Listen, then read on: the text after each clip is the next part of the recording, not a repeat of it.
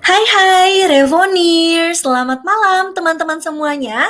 Apa kabar hari ini? Kita ketemu lagi di mini course Data Analytics ya. Gimana? Udah pada siap belum ngikutin sesi malam hari ini? Karena hari ini kita bakalan seru banget ya teman-teman. Kita bakal ada practical simulation part 1 bersama dengan Kak Muhammad Asmi Fansuri atau yang biasa disapa dengan Kak Asmi.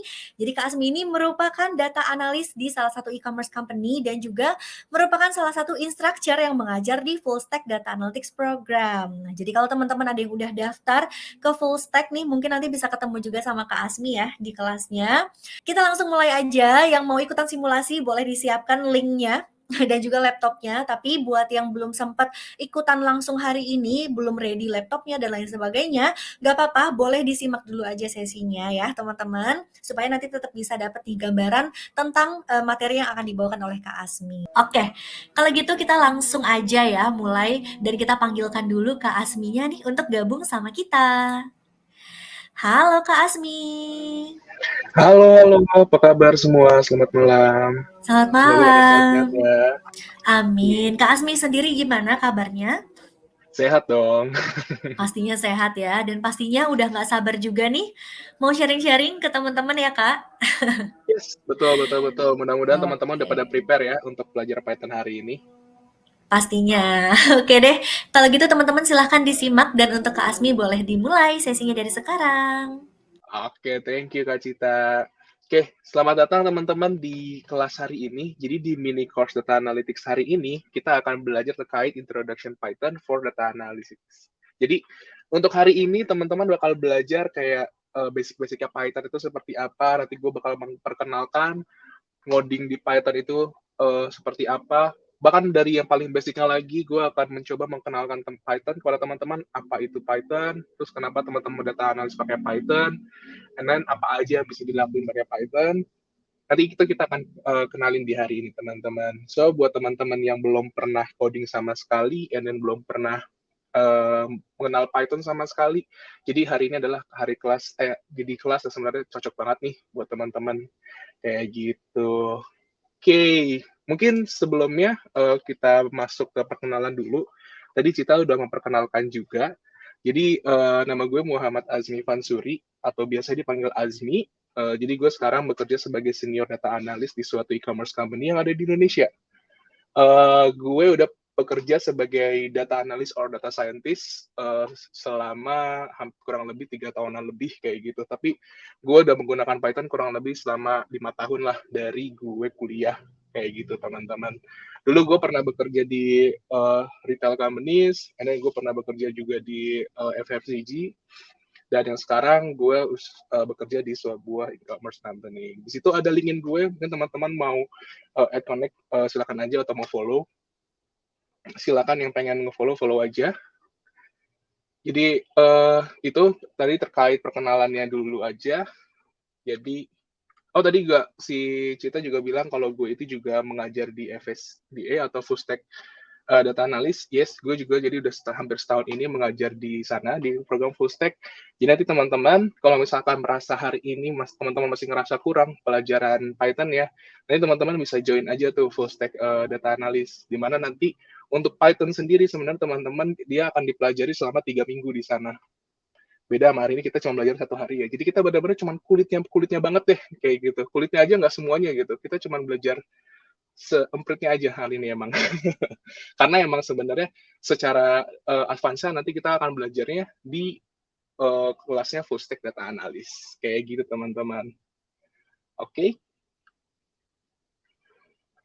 Right. Jadi apa aja yang teman-teman akan pelajari di hari ini? Jadi sebenarnya walaupun kita hari ini waktunya cuma 2 jam aja, kita udah lumayan banyak juga sebenarnya yang kita akan pelajari kulitnya Python ini. Pertama nanti gue akan memperkenalkan Python itu apa. Jadi Python itu apa, and then sebenarnya kenapa Python, dan lain-lain. Habis itu nanti kita akan langsung ke praktikal gimana caranya kita ngebaca data and nge-cleaning data di Python. Kayak gitu teman-teman. Habis itu nanti kita akan masuk ke yang namanya EDA. Apa itu EDA? Jadi EDA itu adalah exploratory data analysis. Nah, exploratory data analysis ini suatu step yang biasanya teman-teman data analis and data scientist itu pasti lakuin, apapun proyeknya. Jadi intinya adalah di bagian sini kita gimana caranya memanipulasi, mentransformasi sebuah data, manipulasi in a good way ya. Manipulasi maksudnya kita merubah-rubah bentuk datanya, kita merubah bentuk agregatnya kayak gitu-gitu, sehingga nanti kita bisa dapat insight dari suatu data. Nanti itu kita akan lakuin semua di EDA yang dimana nanti kita combine dengan data visualisasinya. Jadi kita nggak cuma mengambil suatu insight dari data tersebut, tapi kita juga akan memvisualisasikan data tersebut jadi biar lebih presentable, teman-teman. Nanti kalau misalnya di dunia kerja, biasanya something yang presentable itu akan lebih bisa gampang diterima sama teman-teman stakeholders. Kayak gitu, teman-teman. Right. Mungkin kita bisa akan masuk dulu ya ke Introduction to Python. Nah, jadi apa sih sebenarnya Python itu? Jadi Python itu salah satu bahasa pemrograman, teman-teman. Bahasa pemrograman yang ada di dunia ini sebenarnya ada banyak banget, teman-teman. Ada kayak yang namanya C++. Mungkin itu teman-teman yang belajar di Saintek atau di computer science sangat mengenal C++. Ada JavaScript, ada Java, ada Golang.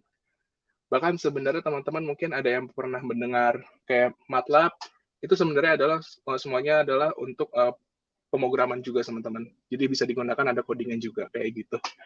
Kalau Python ini sebenarnya dia high level general purpose programming language. Jadi sebenarnya dia itu untuk general purpose, bukan untuk buat data analis doang atau buat ngolah data doang kayak gitu. Dia ini sebenarnya general purpose, dia bisa dipakai buat apa aja, buat ngedevelop program, buat ngedevelop statistical model, buat ngedevelop machine learning. Itu bahasa-bahasa yang nanti ini lagi, teman-teman ya. Itu akan menarik kalau misalnya teman-teman cari-cari. Itu semuanya bisa dilakuin di dalam Python. Kayak gitu, bisa di-develop di Python. High level. Nah, nanti kita akan bahas high level itu apa, tapi gue akan bilang bahwa high level itu adalah paling simple. Jadi bahasa pemrograman Python itu di level yang sangat simple, teman-teman. Nah, si Python ini juga didesain biar code-nya itu akan sangat mudah dibaca. Code readability-nya sangat bagus, teman-teman. Jadi apa? Jadi nanti teman-teman ketika ngebaca code-nya, itu teman-teman nggak bakal pusing. Ini artinya apa, ini artinya apa. Kenapa? Karena dia sebenarnya sangat mudah dibaca. Yang penting sebenarnya bisa bahasa Inggris juga sih, karena dia bakal pakai kata-kata bahasa Inggris di situ. Kayak gitu. Nah, nanti dia akan menggunakan yang namanya indentasi sebagai separasi. Nanti itu gue akan coba show seperti apa indentasi-indentasinya pada Python. Nah, habis itu juga Python itu salah satu bahasa pemrograman yang dia bisa nge-construct object-oriented approach. Ini adalah suatu konsep object-oriented atau suatu konsep object development yang bisa mempermudah teman-teman untuk mendevelop sesuatu. Jadi teman-teman nanti ke codingnya bisa lebih clear, dan secara large scale project-nya itu lebih gampang. Kayak gitu, teman-teman. Tapi tadi kan kita udah tahu bahwa Python itu high level general purpose programming dan dia sangat gampang dibaca and dia object oriented approach. Nanti masing-masing gue akan bahas sebenarnya itu apa sih kayak gitu. Kita bisa lanjut ya, teman-teman. Nah, jadi pertama yang tadi gue bilang bahwa Python itu high level programming language. Apa sih sebenarnya? Jadi high level programming language itu adalah bahasa pemrograman yang dia itu tidak terlalu sulit untuk dibaca sebenarnya. Jadi paling simple sebenarnya. Tapi emang secara translatornya itu dia paling ribet. Kayak gitu. Jadi sebenarnya kalau teman-teman menemukan suatu bahasa pemrograman yang dia sangat gampang dibaca, itu bisa kita pastiin dia high level programming language. Nah, ini sebelah kiri ada gambar di mana dia menunjukkan bahwa sebenarnya high level programming language itu dia lebih gampang dibaca atau lebih gampang dia mengerti ya. Tapi nanti hasil dari codingan yang sangat mudah dibaca itu akan dicoba translate dulu nih sama si Python, sehingga nanti dia bisa diolah lagi menjadi suatu computer language, kayak gitu. Jadi nanti emang sebenarnya dia akan sangat banyak melakukan ini, translator program. Kayak gitu. Tapi detailnya kita nggak akan bahas di translator programnya seperti apa. Yang penting kita bisa menggunakan Python ini. Bukan kita mencari tahu akar-akar dari Python. Sebenarnya itu bakal sulit sekali sebenarnya, teman-teman. Kayak gitu. Dan nanti di Python karena dia high level programming language, nanti dia itu bakal menggunakan banyak-banyak kata-kata yang sebenarnya umum kita gunakan. Kayak gitu. Kayak maksudnya kayak while kan bahasa Inggris ya, for, apalagi ya, ada function, ada dan lain-lain. Jadi itu sebenarnya bahasa-bahasa Python yang digunakan di Python. Kayak gitu. Nah, di sini ada lagi bagian code readability. Jadi sebenarnya karena di high level programming, code-nya itu sangat mudah dibaca teman-teman. Kayak gitu. Contoh di atas ini adalah codingan Python teman-teman, yang atas. And then yang di bawah ini adalah codingan C++. Bisa kita lihat ya sebenarnya mereka ini keduanya melakukan hal yang sama, yaitu cuma untuk mengeluarkan tulisan hello world. Ini klasik banget teman-teman kalau belajar programming. Kita pasti pertama apa yang kita lakuin, kita akan mencoba ngeprint itu maksudnya mengenerate suatu string gitu ya. Jadi di sini kita mengenerate hello world dalam Python dan hello world dalam C++. Itu klasik banget. Cuman kalau di sini dalam Python lo semua tinggal simply print kurung buka pakai petik. Jadi petik di sini adalah menunjukkan menunjukkan dia teks hello world ditulis. Ketika ditutup, printnya ditutup pakai kurung. And then di sini kalau misalkan lo enter atau lo run programnya, lo langsung keluar hasilnya adalah hello world. Nah, yang bagian atas nih yang pakai pagar ini sebenarnya adalah komen teman-teman. Jadi ini biasanya bakal banyak juga di bahasa pemrograman lain. Komen itu adalah cara untuk biar kita naruh-naruh tulisan di programmingnya kayak gitu.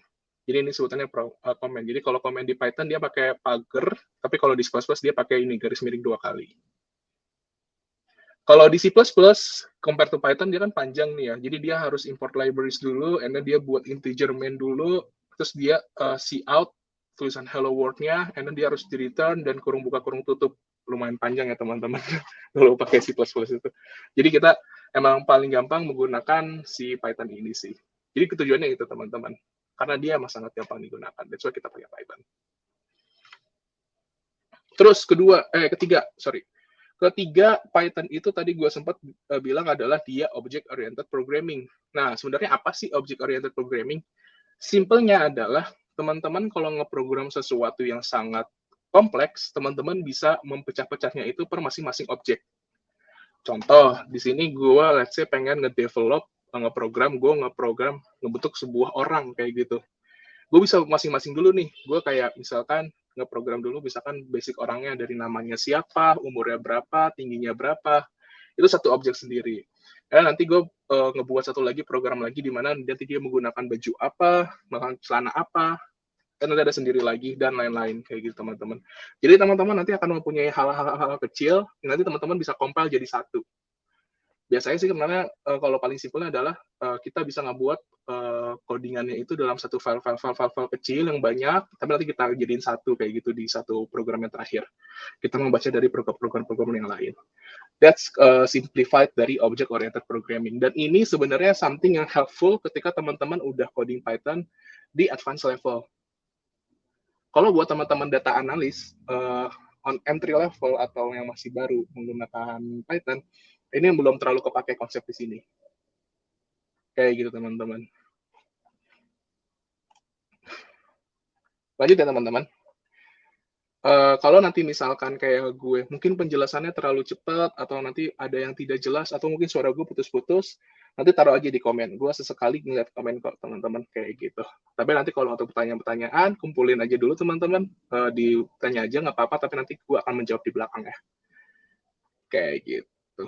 Nah, selanjutnya, kenapa kita menggunakan Python sebagai data analis? Dia di sini maksudnya data analis ya, teman-teman. Yang pertama adalah easy to scale. Nah, apa sih sebenarnya easy to scale? Kayak gitu. Jadi kalau gue simplify lagi, sebenarnya easy to scale itu adalah suatu program yang bisa nanti dia memecah-mecah tasnya. Contohnya kayak gini. Jadi di Python itu dia kalau misalkan lokasi something yang program command yang kompleks, dia tidak akan langsung mengerjakan semuanya itu secara berbarengan. Dia pasti nanti akan memecah-mecahnya itu, si komen-komennya itu menjadi lebih kecil, sehingga akan lebih enteng untuk di-running kayak gitu, teman-teman. Contoh paling gampang yang kita bisa tahu adalah, kalau teman-teman buka Excel, pasti teman-teman pernah pakai Excel lah ya, gue anggap teman-teman udah pernah mengenal Excel kayak gitu. Teman-teman tahu kan sebenarnya Excel itu ada limitasinya. Di seri-seri yang gue lupa seri-seri yang di 2010-an gitu, gue lupa 2010 ya kalau nggak salah Excel ada seri kayak gitu-gitu. Pokoknya bukan seri yang barunya banget, seri yang agak lama. Sebenarnya sebenarnya Excel itu limit barisnya itu cuman di 1.048.000 kalau nggak salah ya, kayak gitu. Kalau teman-teman pakai Python, nanti datanya nggak terlimitasi di 1 juta. Teman-teman nanti datanya bisa sampai kayak 5 juta, 10 juta gitu. Tapi ya tergantung balik lagi RAM teman-teman. Apakah RAM teman-teman kuat apa enggak. Tapi itu possible. Kayak gitu. Sama ini, kalau teman-teman let's say nggak sampai 1 juta deh di Excel, teman-teman kayak masih baru punya mungkin 300 ribuan lah baris di Excel. Terus punya kolomnya 10 atau lebih malah. Pernah nggak teman-teman buka-buka Excel yang gede kayak gitu, baru dibuka aja teman-teman si laptopnya udah nge-freeze? Pernah nggak kayak gitu? Nah, itu sangat sering terjadi nggak sih? Jadi ketika teman-teman ngebuka Excel yang gede banget, terus tahu-tahu laptopnya nge-freeze, komputernya nge-freeze. Karena apa? Karena sebenarnya Excel itu sendiri sudah sangat berat kayak gitu, si programnya. Kalau misalkan teman-teman paksa pakai Excel, bukanya itu bakal susah banget. Nah, kalau misalkan pakai Python, itu bakal lebih easy, teman-teman. Kayak gitu. Jadi teman-teman nggak cuma bisa ngebaca data yang gede banget, even untuk data yang masih sedang-sedang aja, kalau pakai Excel udah nge-freeze, di Python tuh nggak bakal nge-freeze. Di Python malah mungkin agak lebih jauh lebih enteng malah, kayak gitu. Mungkin pakai RAM-nya berapa doang. Kayak gitu. Oh, apalagi kalau misalkan kalau misalkan ini si Excel-nya itu multiple sheet ya teman-teman, udah datanya lumayan banyak berapa ratus ribu, and then tahu-tahu ada 10 sheet kayak gitu. Wah, itu bakal berat banget sih dibacanya. Bener nggak sih? Nah, kayak gitu. Jadi kenapa kita pakai Python sebagai DA? Karena itu tadi, kita akan lebih mudah ngebaca data-datanya, akan lebih enteng. Kayak gitu. Nah, sebenarnya sebelum ke case-case selanjutnya, kenapa kita pakai Python juga sebagai DA? Banyak alasannya juga, selain pertamanya adalah easy to scaling, yaitu adalah Python itu banyak banget function-function yang udah dibuat sama teman-teman dari komunitas, karena dia kan open source ya. Jadi udah banyak banget libraries yang kita bisa pakai untuk kayak penghitungan statistik, untuk mungkin teman-teman pernah mendengar machine learning nggak ya? Kalau misalkan teman-teman udah pernah mendengar machine learning, atau regression, atau even AI, nah itu teman-teman sebenarnya udah tersedia libraries-nya di Python. Kayak gitu. Neural network, yang bagian-bagian dari AI ya, neural network, deep learning, itu semuanya udah tersedia di Python dan teman-teman tinggal pakai aja. Jadi secara advance-nya juga sebenarnya Python itu sangat advance banget. Kalau misalkan teman-teman pakai untuk hal yang kayak gitu, itu udah itu kayaknya nggak bakal bisa kalau pakai Excel lagi. Kayak gitu. Jadi sampai advance levelnya sebenarnya Python ini sangat enak banget. Nah, sekarang kita kan udah mengenal Python, kenapa kita pakai Python. Kita akan lanjut sebenarnya use case aja, apa aja sih si DA ini pakai Python. Yang paling pertama, yang paling basic adalah ya buat analisis kayak gitu. Descriptive analysis, prescriptive analysis. Descriptive analysis itu jadi kita melihat datanya secara historical kemarin, statistical values-nya seperti apa, dan lain-lain kayak gitu. And then prescriptive itu biasanya predictive analysis, kita melihat ke depannya seperti apa. Jadi ke depannya nanti bakal seperti apa, nanti kita bisa kasih recommendation dan lain-lain. Kayak gitu. Jadi kita akan melakukan analisis. Seperti nama role-nya juga ya, data analis. Ini mungkin ada salah satu contoh yang bisa teman-teman buat lihat juga. Nanti ini sebenarnya nanti bakal di-share juga ke teman-teman, jadi ini linknya bakal ada juga buat teman-teman. Yang tadi gue klik tengah, biar nanti kebuka di tab, dan ini adalah linknya. Jadi ini salah satu analisis yang dibuat menggunakan Python Notebook, teman-teman. Kayak gitu. Ini lumayan advance juga, bisa buat jadi referensi teman-teman. Tapi di sini nanti dia nge-read data, terus dia ngakuin data, and then dia kasih notes-notes lagi selanjutnya, apa yang dilakuin, sampai bawah nanti ada nih. Tuh ada question-question yang dia mau jawab, sebenarnya berapa banyak, apa yang dia paling banyak higher sales-nya, dan lain-lain nanti bisa dibaca-baca. Kayak gitu. Jadi ini yang biasanya teman-teman dia lakuin. Lanjutnya lagi, sebenarnya Python use case yang kita bisa lakuin adalah automation, teman-teman. Kayak gitu. Jadi teman-teman, misalkan kalau punya something yang teman-teman lakuin berkali-kali gitu, misalkan kayak di weekly, teman-teman ngebuat report, itu teman-teman sebenarnya bisa dilakukan otomatis. Kalau misalkan emang task tersebut ya emang cuma pengulangan aja gitu. Dulu gue pernah di perusahaan FMCG yang sebelumnya, salah satu task gue itu adalah membuat automation, membuat report.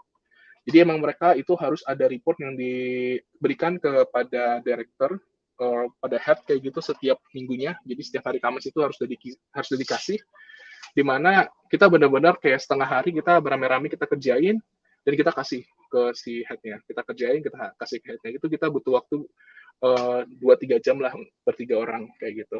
Karena ada masing-masing tugasnya masing-masing.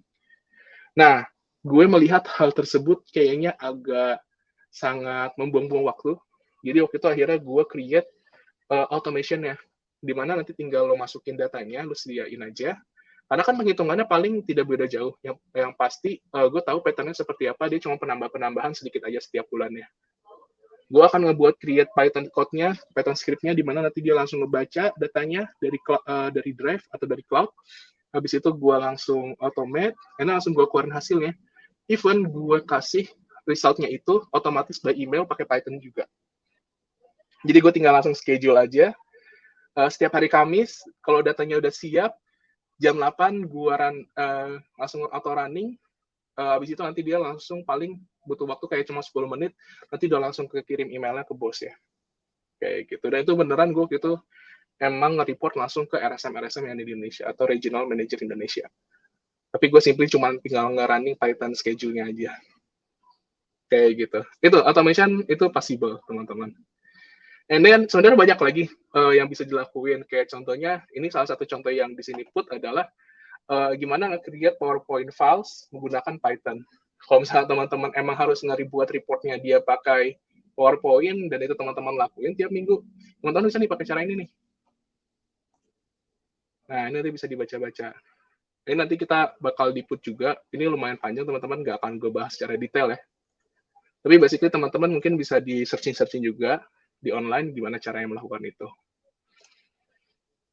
Kayak gitu teman-teman. Nah, tadi itu adalah case-case yang biasanya teman-teman di GA itu lakuin. Dan sebenarnya masih banyak lagi. Intinya adalah gimana caranya kita bisa memanfaatkan data-data yang kita punya. Yang pasti ada ininya ya, ada work-nya lah secara bisnis kayak gitu. Jadi sesuai dengan emang apa yang company butuhkan.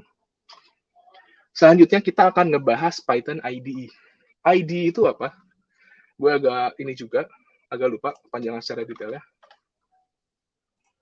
IDE stands for Integrated Development Environment. Gue agak lupa panjangan detailnya apa, tapi sebenarnya IDE itu kalau misalkan gue simplify buat teman-teman, IDE itu tempat teman-teman nge-coding. As simple as that. Jadi teman-teman punya software atau punya tools untuk nge-coding, that's your IDE. Kayak gitu. Jadi dia adalah Integrated Development Environment. IDE untuk Python sebenarnya banyak banget, tapi yang hari ini kita fokus adalah Google Collaboratory. Jadi Google Collaboratory itu adalah IDE untuk Python yang dia running di cloud-nya Google.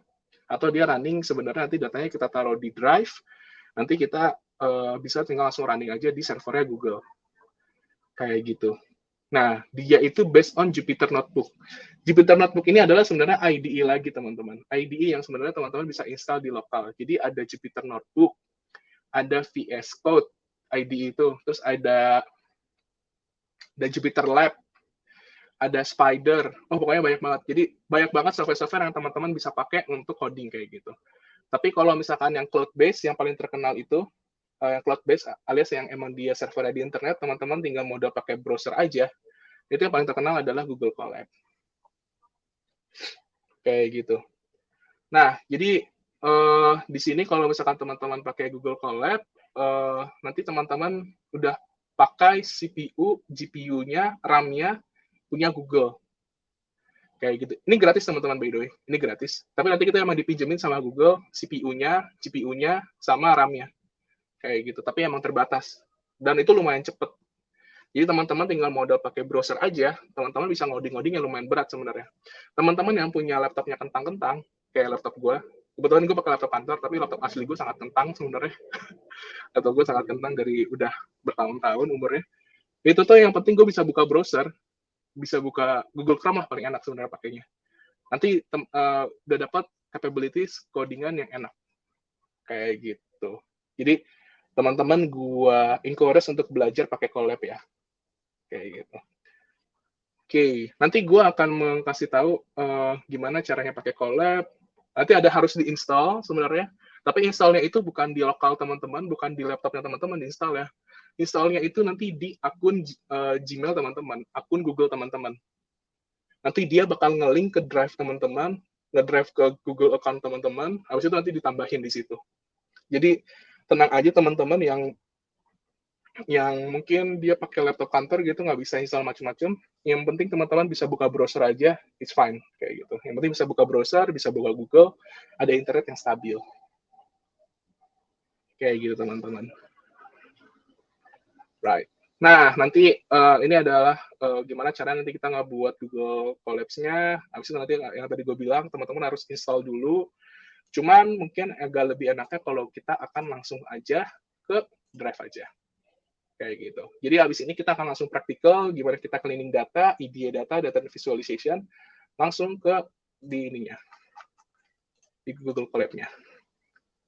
Kayak gitu. Di sini gue ngebuka Google Drive gue ya teman-teman. Jadi Google Drive itu adalah cloud storage-nya di Google. Teman-teman tinggal yang penting adalah login aja. Sebenarnya Google Colab itu teman-teman, misalnya gue di sini di satu folder gue pengen ngebuat suatu codingan Python gitu. Gue biar ke save di sini foldernya, gue bisa langsung klik new di atas ini, atau gue bisa klik kanan aja di sini, sebenarnya sama aja ya. Gue klik langsung, ini klik kiri, kalau di tengah-tengah sini gue klik kanan, and then more, sorry gue ke atasan dikit biar kelihatan, more. Nah, nanti gue bisa nge-create Google Collaboratory. Teman-teman yang belum pernah pakai Google Collaboratory, gak bakal keluar kayak gini. Kayak gitu. Jadi teman-teman yang belum pernah, harus connect more apps dulu. Connect more apps, nanti dia bakal keluar si Google Apps ini yang bisa teman-teman pakai langsung nge-link ke akun Google, atau habis itu teman-teman bisa cari Collaboratory. Nah, nanti pilih yang ini teman-teman, Collaboratory. Karena gue udah install, jadi pilihannya uninstall sih di sini. Tapi teman-teman yang belum install, nanti ada tulisan install di sini. Teman-teman bisa klik. Ini nanti bakal muncul pop-up window yang minta authorization dulu sih. Tapi itu bisa di yes aja, teman-teman bisa di oke aja. Karena apa? Karena sebenarnya ini pembuatnya adalah dari Google juga. Jadi sebenarnya gue bisa 99% sure ini bakal aman buat akun Gmail teman-teman. Kayak gitu. Nah, jadi codingan teman-teman akan ke-save juga nanti di drive teman-teman ya. Jadi nanti bisa diinstal aja. Kalau udah diinstal, ikutin pop-up window-nya, terus ikutin step by step-nya di situ, tinggal di authorize, dan oke aja. Atau cara kedua, gue lupa sebenarnya dia ada ini juga, collab research, google.com, nah ini salah satunya. Bisa langsung buka ini webnya. Ini kayaknya udah di-share juga sama teman-teman di ini ya, di sana, di chat. Tapi ini web aslinya adalah sebenarnya ini teman-teman. Kayak gitu. Nanti kalau teman-teman belum pernah pakai, seperti biasa nanti ada pop-up window-nya, habis itu tinggal authorize. Tapi ini adalah file-file yang emang gue biasa pakai. Kayak gitu. Tapi gue akan start dari sini aja teman-teman. Jadi kita klik kanan, kita more, and then kita add satu file baru namanya Google Collaboratory. Nanti dia langsung create new file, nanti kita dikasih ke tab baru. Nah, nanti tampilannya bakal kayak gini teman-teman, interface-nya. Nanti dia langsung kebuatkan di sini ya tuh. Nah, mungkin gue akan run terus sedikit interface-nya. Jadi teman-teman, kalau yang udah pernah pakai Google Docs atau Google Sheet, ini basically sama. Jadi tapi ini adalah versi untuk kita nge-coding nge-coding Python. Jadi di atas kiri ada logo yang bisa teman-teman klik buat ke homepage-nya Colab Research atau Colab Google. Nah, di sini ada nama filenya yang teman-teman bisa ganti, bisa diklik kiri aja. Habis itu di sini ini ada nama standarnya sih. Di sini gue mungkin tulis mini course DA intro Python. Gue menamakan file untuk hari ini mini course DA intro Python .ipynb. Nah, .ipynb ini apa? Ini sebenarnya adalah extension suatu file. Extension itu apa? Contohnya gini, teman-teman punya data-data docs atau Word, itu kan biasanya disimpan sebagai nama file, habis itu titik, .docx kayak gitu kan ya. Kalau Excel itu XLSX. Kalau misalkan aplikasi-aplikasi atau software biasanya .exe. Nah, kalau codingan Python nanti dia akan kesimpan sebagai .ipynb, salah satunya sih. Kayak gitu. IPYNB ini apa? IPYNB ini adalah Python notebook. Jadi style yang teman-teman coding di Google Colab ini adalah sebenarnya stylenya notebook kayak gitu. Kenapa disebut notebook? Nanti kita akan coba jelasin. Tapi sebelum ke situ, gue tadi lagi run through dulu interface-nya. Jadi di atas ini ada kayak file. By the way, si kursor gue kelihatan kan ya? Kalau kursor gue goyang-goyang nggak kelihatan, nanti bilang ya di chat. Nanti di sini ada file, ada edit, ada view, insert. Ini sebenarnya basically banyak settingan-settingan yang teman-teman bisa explore, tapi sama aja kayak teman-teman di software-software pada umumnya. Di editnya ada undo, redo, ada select all cells. Jadi nanti teman-teman nge-coding di something yang namanya cell, teman-teman. Kayak gitu. Select all cells, cut cells, paste, delete, and then find, replace, dan segala macam. Di situ di view juga nanti ada settingan-settingan teman-teman bisa keluarkan, bisa dihilangkan gitu atau di hide. And then ada insert, ada runtime, ada tools dan help dan lain-lain. Sebenarnya ini bisa nanti di-explore. Jadi kalau insert nanti teman-teman misalkan pengen menginsert sesuatu, teman-teman bisa cari-cari settingannya di sini. Let's say gue pengen menginsert satu sel baru, kayak gini. Atau gue mau menginsert yang lain kayak gitu. Nanti bisa pakai ini. And then di sini ada runtime. Runtime ini adalah setting-settingan untuk jalannya codingan teman-teman. Kayak gitu. Misalkan gue punya codingan udah banyak banget, gue bisa langsung run all aja. Jadi bisa langsung running dari paling awal. Habis itu bisa run before, run focus cells, run selection. Nah itu banyak banget settingan-settingan teman-teman. Jadi bisa nanti di-explore.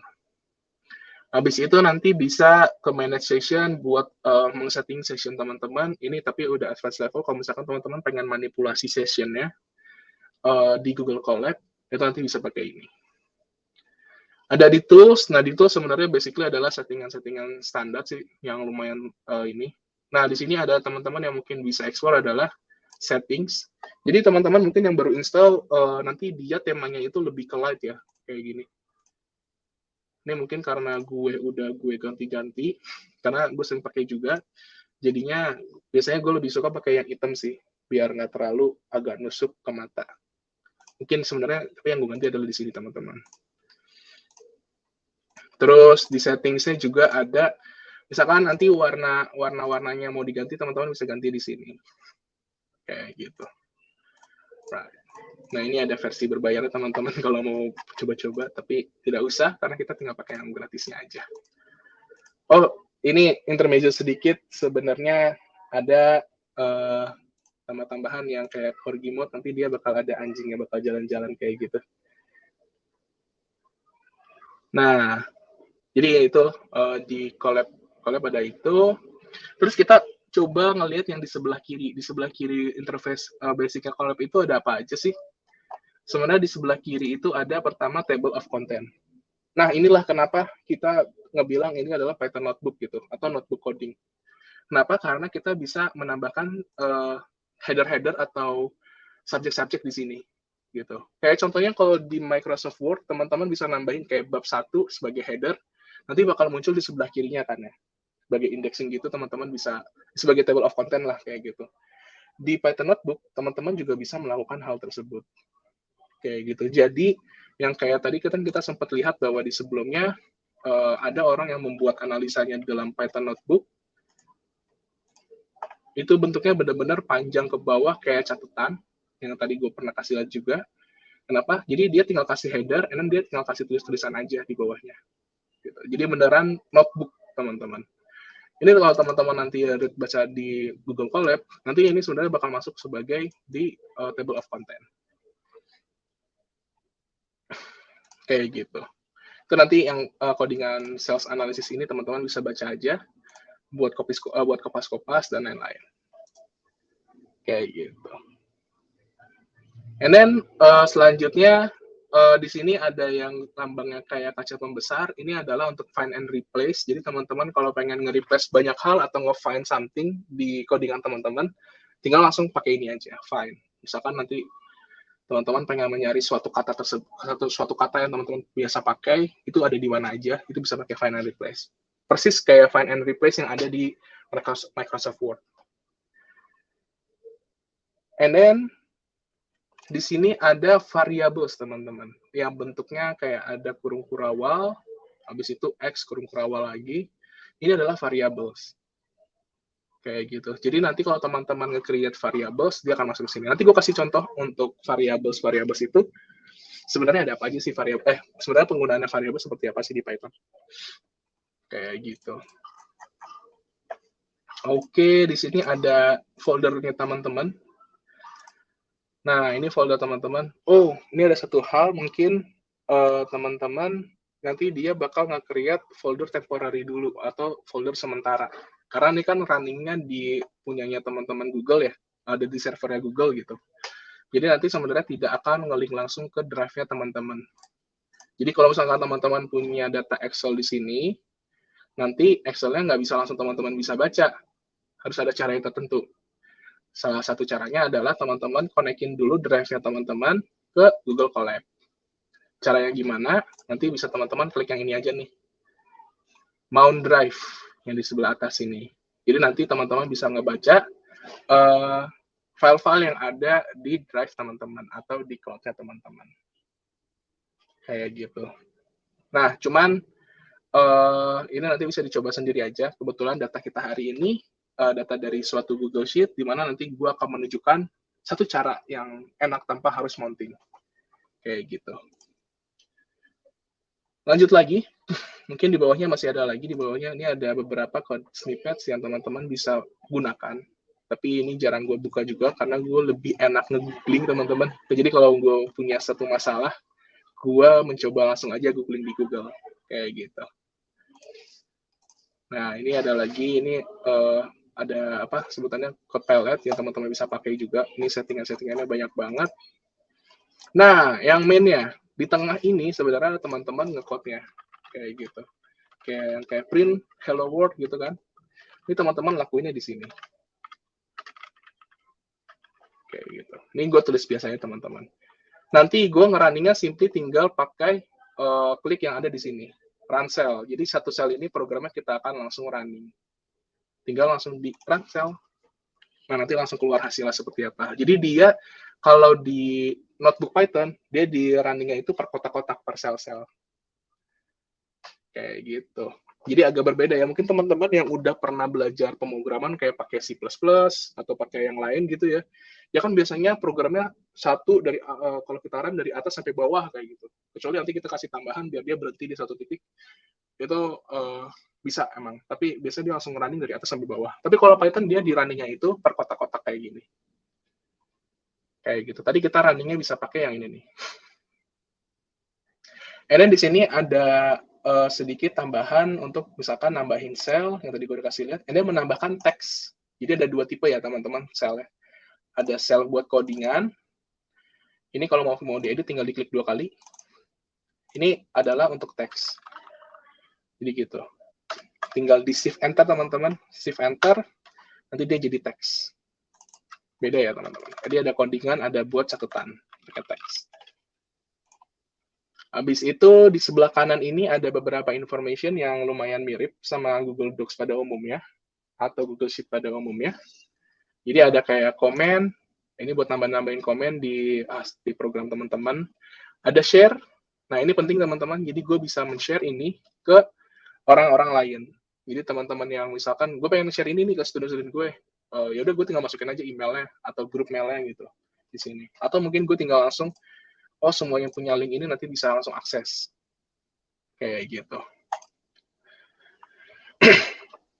Dan di sini ada beberapa settingan ini sih. Ini settingan yang tadi sama aja. Nah, information yang penting juga di sini ada RAM and disk. Di sini kalau teman-teman highlight ya, ini mungkin kecil banget teman-teman kalau nonton di screen teman-teman nggak terlalu kelihatan. Tapi sebenarnya ada tulisan RAM yang dipinjemin ke teman-teman itu 12 giga teman-teman. And then disk atau si hard disk yang teman-teman dipinjemin sama Google itu ada 107 giga.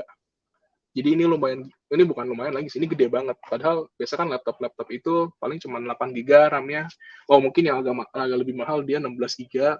Tapi di sini teman-teman langsung dipinjemin 12 giga secara free. I love Google. Kayak gitu teman-teman. Oke, mungkin kita akan coba langsung ke codingan gimana. Coding Python itu seperti apa. Ini gue akan hapus dulu semuanya yang tadi gue lakuin. Pertama, kalau misalkan kita nge-coding Google, kita harus pertama itu masukin libraries yang sekiranya kita akan gunakan. Kayak gitu. Simple aja untuk masukin libraries-nya. Kita langsung tulis aja import pandas spd. Di sini artinya apa? Gua mengimport atau menggunakan libraries pandas. Oh, ini ada pop-up. Kalau misalkan teman-teman terlalu lama AFK, terlalu lama away gitu atau idle, dia bakal nanya, are you still there gitu? Apakah lo masih make? Kalau enggak, nanti servernya yang bagian lo gue pengen matiin nih. Kayak gitu. Karena kita kan minjem punya Google ya. Jadi nggak langsung di-clear aja. Dan teman-teman kalau misalkan idle kelamaan, nanti si programnya mati, variabel-variabelnya hilang semua gitu. Tapi codingannya nggak hilang. Jadi jangan terlalu lama idle, nanti si Google bakal ngeluarin itu terus notifikasi buat kasih tahu, ayo pakai lagi gitu. Karena ini gratis teman-teman. Kalau nggak pengen diingetin, pakailah yang berbayar. Sorry, gue balik lagi ke bagian function tadi. Jadi di sini gue mengimport pandas. Ini salah satu library yang lumayan terkenal buat teman-teman data analisis. Kenapa? Pandas ini adalah your Excel in Python.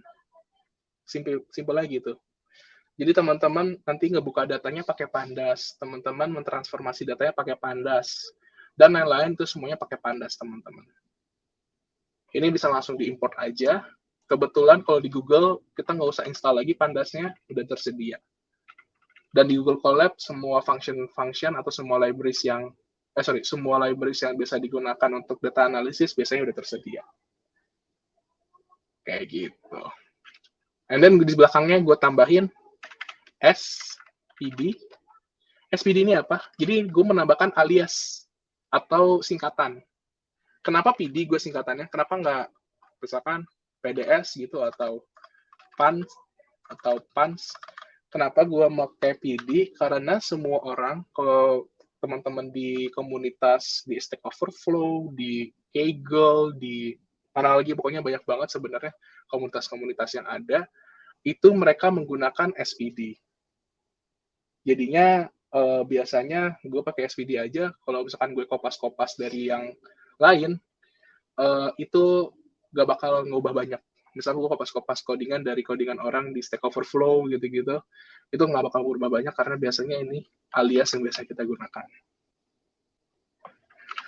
Kayak gitu. By the way, teman-teman yang merasa lecture ini terlalu cepat, ini teman-teman sebenarnya di YouTube bisa langsung ditarik ke belakang, nanti teman-teman rewatch lagi aja. Kayak gitu. Karena gue akan mencoba lanjut aja biar tidak kehabisan waktunya. Kita lanjut. Kita akan import beberapa libraries lain yang biasanya digunakan, yaitu NumPy. Ini untuk operation numerical pada Python, and then di sini gue kasih singkatannya NP atau aliasnya NP. Lanjut, gue pakai yang terkenal juga.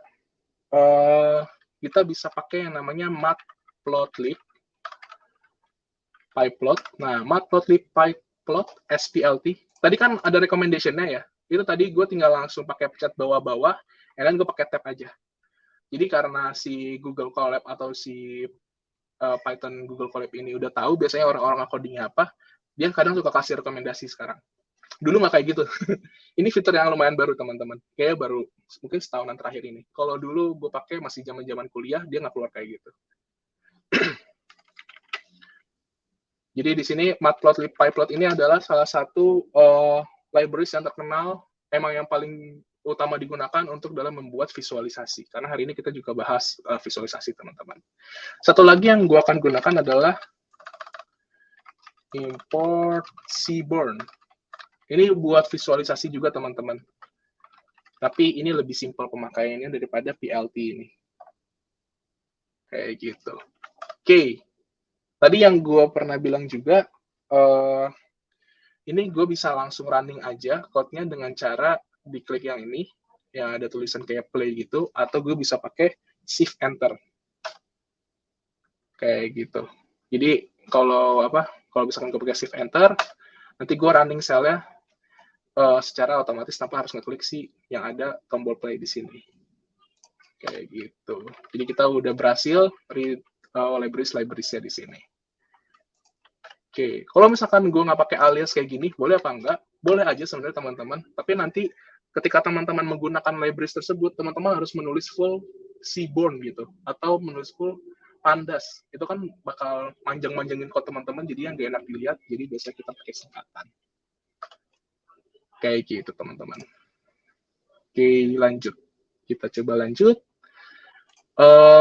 Tadi itu libraries, and then mungkin ada sebelum kita ke codingan yang beneran data, gue akan memperkenalkan dulu ke teman-teman yang mungkin yang belum pernah nge-coding sama sekali, konsep terkait variabel. Jadi sebenarnya variabel itu adalah suatu mangkok gitu yang teman-teman bisa isi apa aja. Let's say gini, gue punya variabel A. Jadi ini penamaannya bebas, sebenarnya apa aja. Gue punya variabel A, itu 5. Gue run tinggal shift enter aja. Jadi udah kesimpan, nanti variabelnya ada di sini. Tadi kan gue kasih lihat ya, di sebelah kiri ini ada tempat untuk melihat variabel-variabel teman-teman. Udah kesimpan nih, di otaknya Google Colab, ada variabel A. And then gue taruh juga B sama dengan 6. Kayak gitu. Gue simpan juga. Nantinya, gue bisa panggil tuh dua-duanya. Oke, let's say print A plus B. Ini nanti kalau misalkan gue run, itu keluarnya apa nih teman-teman? Mungkin bisa taruh di chat kalau misalkan ini gue run, nanti keluarnya apa?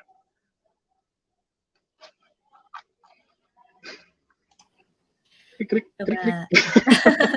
Sepertinya masih mencerna ya. Oke. Iya. Apa nih Teman-teman kayaknya masih jawabannya, mencerna teman-teman? nih.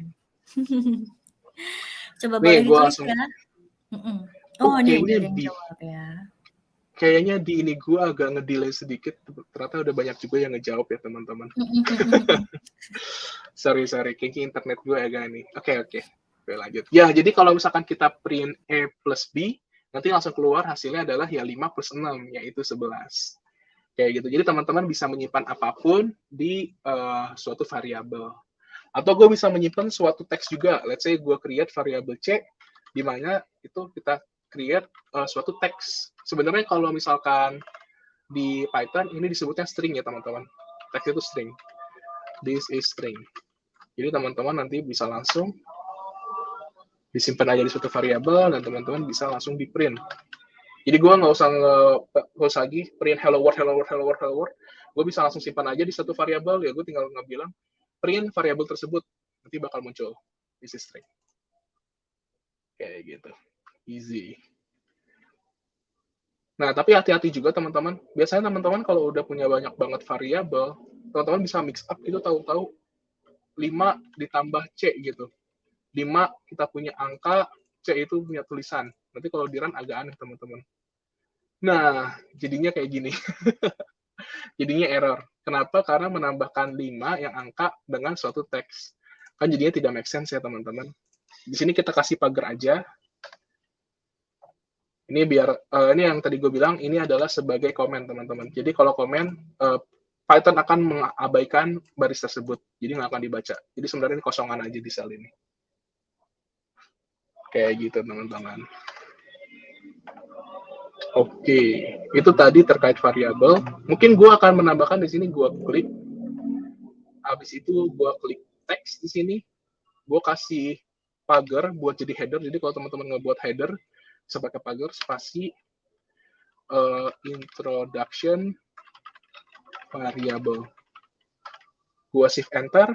Nah, nanti gue ngebuat judul introduction variables. Selanjutnya gue klik lagi untuk teks di sini. Jadi gue ngebuat satu judul lagi. Introduction to looping. Nah, nanti di programming itu biasanya ada yang namanya looping, teman-teman. Looping itu apa? Jadi contohnya seperti ini. Contoh, let's say tadi kan gue punya A sama dengan 5 ya teman-teman. Misalkan gue pengen ngeluarin ini. Jadi gue melakukan hal yang berulang-ulang kali. Gue pengen 5 tambah 0. Habis itu gue keluarin print 5 tambah 1. Print 5 tambah 2. Dan seterusnya. Jadi gue nge-codingnya berkali-kali.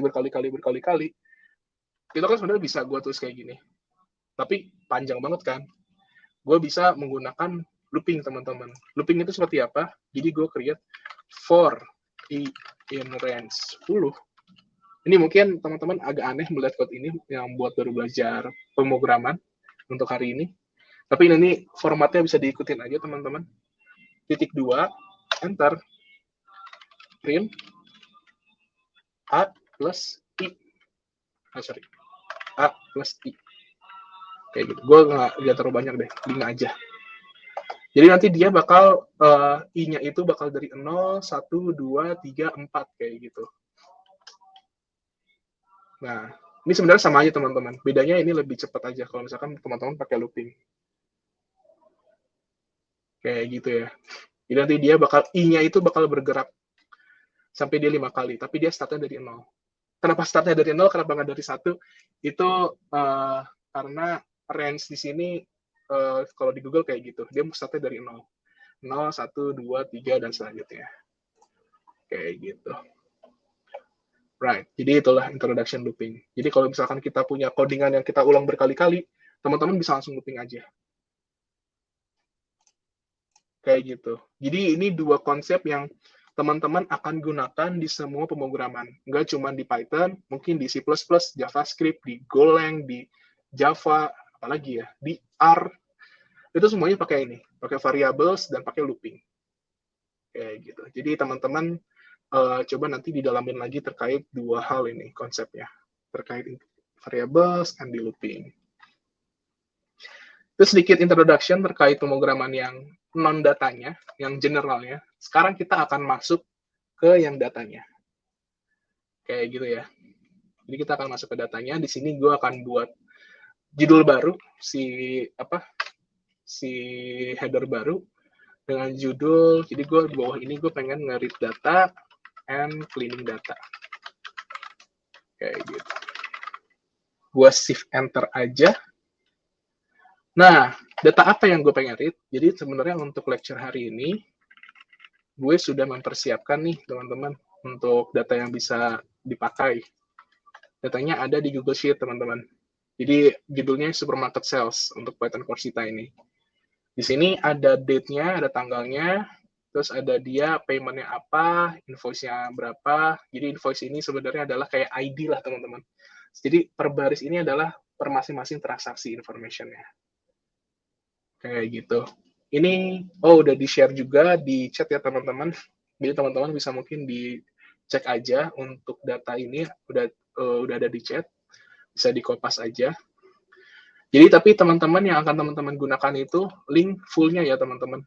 Bukan link yang pakai pendek-pendeknya itu. Pakai apa sih yang singkatan rebrand gitu-gitu. Jadi kita pakai yang full-nya di sini. Pakai yang docs.google.com, terus garis miring spreadsheet, bla bla bla bla bla bla sampai edit GID sama dengan bla bla bla. Ini yang kita akan pakai. Jadi sebenarnya data dari Google Sheet yang sudah di-share untuk publik, cara share kan sebenarnya dia tinggal ini doang ya. Di-share and then anyone with the link. Kalau misalkan ini udah di-share untuk anyone with the link, itu teman-teman bisa langsung konsum datanya tersebut ke Google Colab. Ataupun ataupun Python yang ada di lokal teman-teman. Kayak gitu. Tapi harus ada framework-nya dulu, harus ada caranya. Nggak bisa kita langsung main bacanya gitu aja. Nah, di sini mungkin bagian ini teman-teman ikutin aja framework-nya. Kalau teman-teman cari di internet, ini salah satu framework yang paling sering digunakan untuk membaca langsung dari Google Sheet. Gue kasih komen dulu. How to read data in Google Sheet di sini. Teman-teman tinggal put dulu ini jadi suatu variabel. Jadi gue create variabel dulu, sheet URL, sama dengan ini. Jadi tadi kita masukin dulu link full-nya yang sampai lengkap ada edit GID dan lain-lain. panjang banget ya. Karena kan panjang banget, jadi gue masukin aja ke satu variabel gitu, daripada gue nulis panjang-panjang terus lagi. And then gue coba transform dulu, ini menjadi gini. Tapi ini sebenarnya emang prosesnya gue nyetek dari internet. Gue sebenarnya juga belum lama ini tahu. Jadi teman-teman bisa ikutin aja. Sheet URL di mana gue replace. Jadi di bagian belakangnya itu kan ada ini ya, edit pagar GID sama dengan koma. Nah, ini gue ganti jadi export tanda tanya format CSV GID. Ini teman-teman nggak usah dihafalin ya. Ini basically sebenarnya gue punya contekan juga, jadi gue di sebelah share screen gue ada satu Google juga, gue sambil ngebuka Google gitu. Jadi gue sebenarnya tinggal ngekopas-kopas doang. Ini kalau nggak percaya, ini gue tinggal kopas doang nih. Enggak kok, nggak ada bedanya. Kayak gitu, karena gue sambil buka Google juga di sebelah gue. Habis itu kita masukin ke ini. Gue masukin ke suatu variabel datanya. Di bagian ini sebenarnya sheet URL replace edit GID to format export CSV GID. Ini tuh sebenarnya kayak gini teman-teman. Kita tahu sebenarnya link-linknya Google Sheet itu di paling belakangnya pasti dia edit GID sama dengan. Bagian ini sebenarnya nanti kita harus ganti dulu jadi export format CSV GID. Jadi sebenarnya yang dilakuin di proses replace ini adalah kayak gini. Jadi gue print dulu si URL-nya seperti apa. Nah, nanti dia linknya bakal kayak gini. Dan kalau teman-teman klik si linknya ini, teman-teman akan langsung dapat versi download-nya CSV data tersebut. Kayak gitu. Jadi kalau link-link yang kita klik langsung dapat si CSV datanya, tanpa harus ada buka-buka kayak gini dulu, itu bisa langsung dibaca sama teman-teman. Kayak gitu. Dan teman-teman tinggal langsung aja. Gue akan nge-create suatu variabel namanya df atau data frame, gitu ya. Ini sebenarnya singkatan-singkatan aja yang biasa sering dipakai sih. Kita akan menggunakan pandas, yang tadi kita udah singkat sebagai PD. Terus kita tulis read CSV. Dan kita akan menggunakan sheet URL transform tadi. Jadi TRF ini transform ya teman-teman maksudnya. Habis itu di bawahnya kita akan pakai df.head. Nah, df.head itu apa? Jadi kan kita udah memasukkan data yang dari sheet ini, kita transform jadi CSV, linknya, and then kita masukin ke read CSV. Kita baca data tersebut dalam bentuk CSV. Kita masukin ke df, variabel df. df-nya gue akan ngeprint 5 baris teratas. Jadi gue bakal ngeluarin hasilnya 5 baris teratas menggunakan .head. Kayak gitu. Jadi kalau gue run, nah nanti langsung kelihatan nih gambarnya. Kayak gitu. Jadi inilah yang kalau misalkan teman-teman ngebaca. Dan cara ngebacanya ini sebenarnya banyak banget teman-teman. Let's say teman-teman punya data CSV, kalau ini kan data Google Sheet ya, mungkin kalau misalkan teman-teman punya data CSV yang di Google Drive gitu, mungkin kita lihat how to read CSV in Google Colab gitu, CSV Google Drive to Colab, nanti teman-teman bisa di searching aja. Dan gue mau encourage teman-teman untuk cari-cari caranya di internet sendiri. Jadi teman-teman pengen lakuin apa, teman-teman googling aja dulu.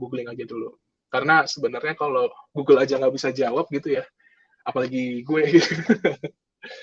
Dan kedua, teman-teman harus tahu bahwa Python itu komunitasnya sangat besar banget di internet. Jadi teman-teman nyari apapun sebenarnya mungkin sudah ditanyakan di Stack Overflow, di forum-forum lain-lain itu biasanya sudah ditanyakan. Bahkan yang tadi gue cari how to read CSV Google Drive in Colab ini aja, ternyata sudah ada artikelnya gitu, bukan di forum-forum lagi. Jadi sebenarnya banyak banget bisa teman-teman ekspor menggunakan Google. Mungkin tips dari gue dalam googling biasakan pakai bahasa Inggris sih.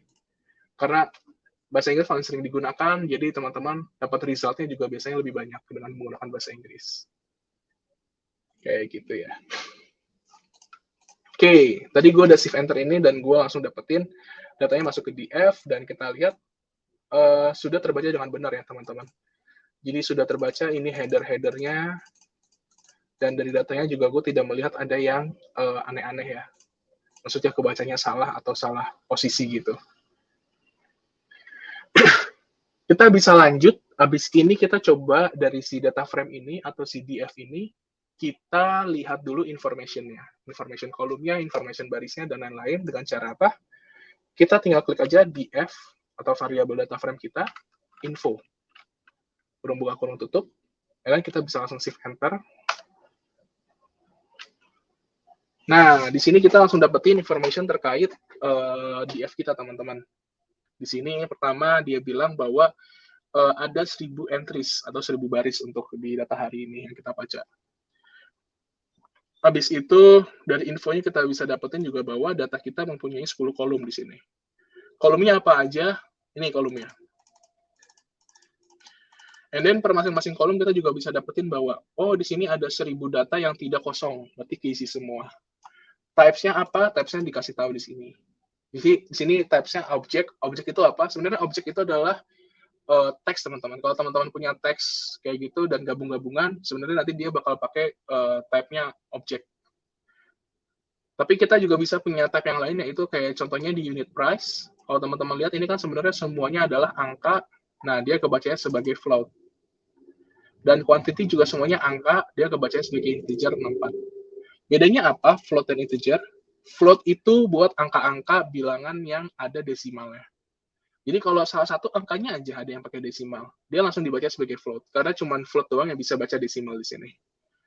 Tapi kalau misalkan bilangan bulat semua, kayak 0, 1, 2, 3, tanpa koma-komaan, nanti dia dibacanya sebagai integer, teman-teman. Kayak gitu. Jadi integer bilangan bulat, float di sini adalah kalau misalnya teman-teman punya pakai desimal. Nah, lanjutnya lagi, teman-teman bisa kayak ngebuat list ini juga sih. Isi dari kolomnya bisa pakai df columns. Kayak gitu. Ini biasanya gue ngeluarin ini untuk apa? Biasanya gue kalau misalkan pengen ngubah-ngubah datanya nih, tapi gue males ngetulis satu-satu nama kolomnya, gue keluarin aja df columns-nya, habis itu gue copy nih. Kayak gitu. Ini bakal sering banget teman-teman pakai nanti ya pasti. Jadi itu teman-teman. Nah, di sini tadi kita udah selesai nih ngerit data, kita udah melihat information yang ada di data ini. Sekarang kita ngapain? Kita sekarang coba ngebenerin datanya dulu. Jadi gini, tadi ketika kita lihat DF info, sebenarnya ada satu hal yang paling gue sadari, yaitu apa? Date-nya ini masih kebaca sebagai string. Kayak gitu. Di sini date-nya masih kebaca sebagai objek atau tulisan gitu. Campuran tulisan dan lain-lain sebenarnya objek. Jadi kita harus mengganti date ini menjadi date time, teman-teman. Date time itu adalah tipe data date pada Python. Kayak gitu. Caranya gimana? Jadi di sini gue kasih notes-nya. Change type date. Ini gue kasih komen ini untuk ini ya, teman-teman. Untuk kasih notes aja. Kayak gitu. Gue pertama akan nge-copy dulu data df gue ke suatu variabel lain. Kenapa gue copy? Gue pengen punya yang masih mentahnya atau yang backupnya itu di suatu variabel df. Jadi gue akan copy dulu ke suatu variabel lain dengan cara df underscore clean. Jadi gue punya satu variabel baru namanya df clean. Itu gue akan mengcopy df seperti biasa. Kenapa gue copy? Balik lagi karena gue pengen punya backup aja. Ini sebenarnya optional aja sih. Teman-teman mau pakai df terus-terusan sebenarnya nggak masalah. Tapi gue pengen ada backup dari si data frame asli gue, sehingga gue mau buat copy di sini ke df clean. Nah, kita udah copy. Belum gue enter sebenarnya. Tapi di bawahnya sebelum kita selesaikan code di sini, kita akan put df clean date. Jadi kan kita punya tadi kolom date ya. Itu kita replace isinya dengan pd.date to datetime df clean yang date. Nah, ini artinya apa? Jadi gini, gue punya df clean date atau si kolom date ini, gue apply dengan menggunakan function pd to datetime. Jadi function pd to datetime itu akan ngebuat suatu teks dia menjadi kebaca sebagai tanggal gitu, bukan teks aja. Hasil dari function tersebut, hasil dari transformasi ini, gue masukin ke kolom date lagi. Kayak gitu. Mungkin di sini agak mulai bingung, tapi nanti teman-teman bisa di-replay berkali-kali penjelasan gue tadi. Jadi sehingga nanti kita punya kolom date yang sudah bersih gitu, bukan kebaca sebagai objek, tapi kebaca sebagai beneran tanggal. Kayak gitu teman-teman. Oke, sebelum gue enter gue run code ini, gue mau nambahkan satu kolom baru. Caranya gimana gue menambahkan kolom baru? Jadi gue langsung tulis aja di df clean. Gue nggak punya kolom revenue kan ya. Ya udah gue tambahin deh revenue. Nah, revenue-nya itu gue pengen kayak gimana?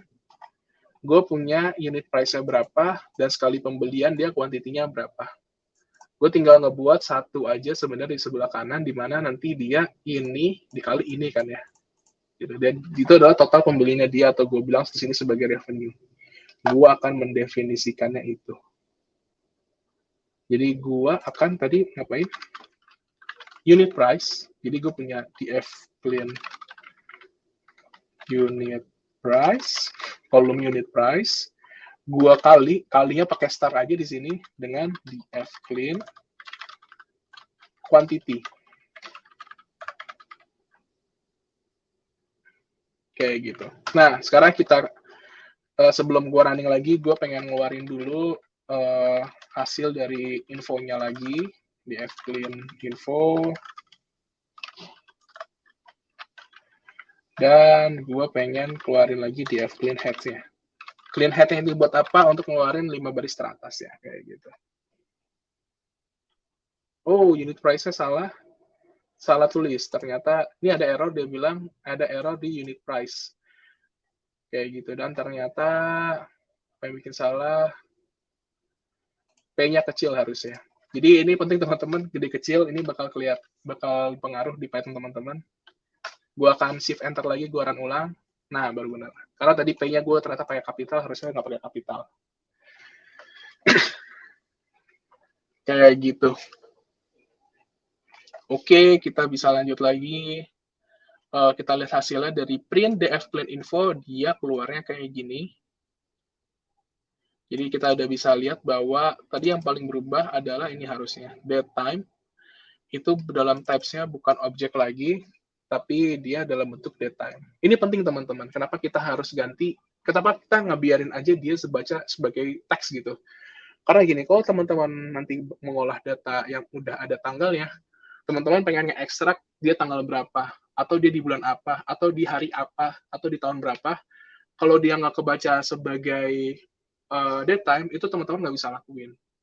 Bahkan kalau misalkan teman-teman pengen lakuin ngebuat line chart kayak gitu, dia better dijadiin datetime dulu teman-teman, biar lebih enak dibacanya.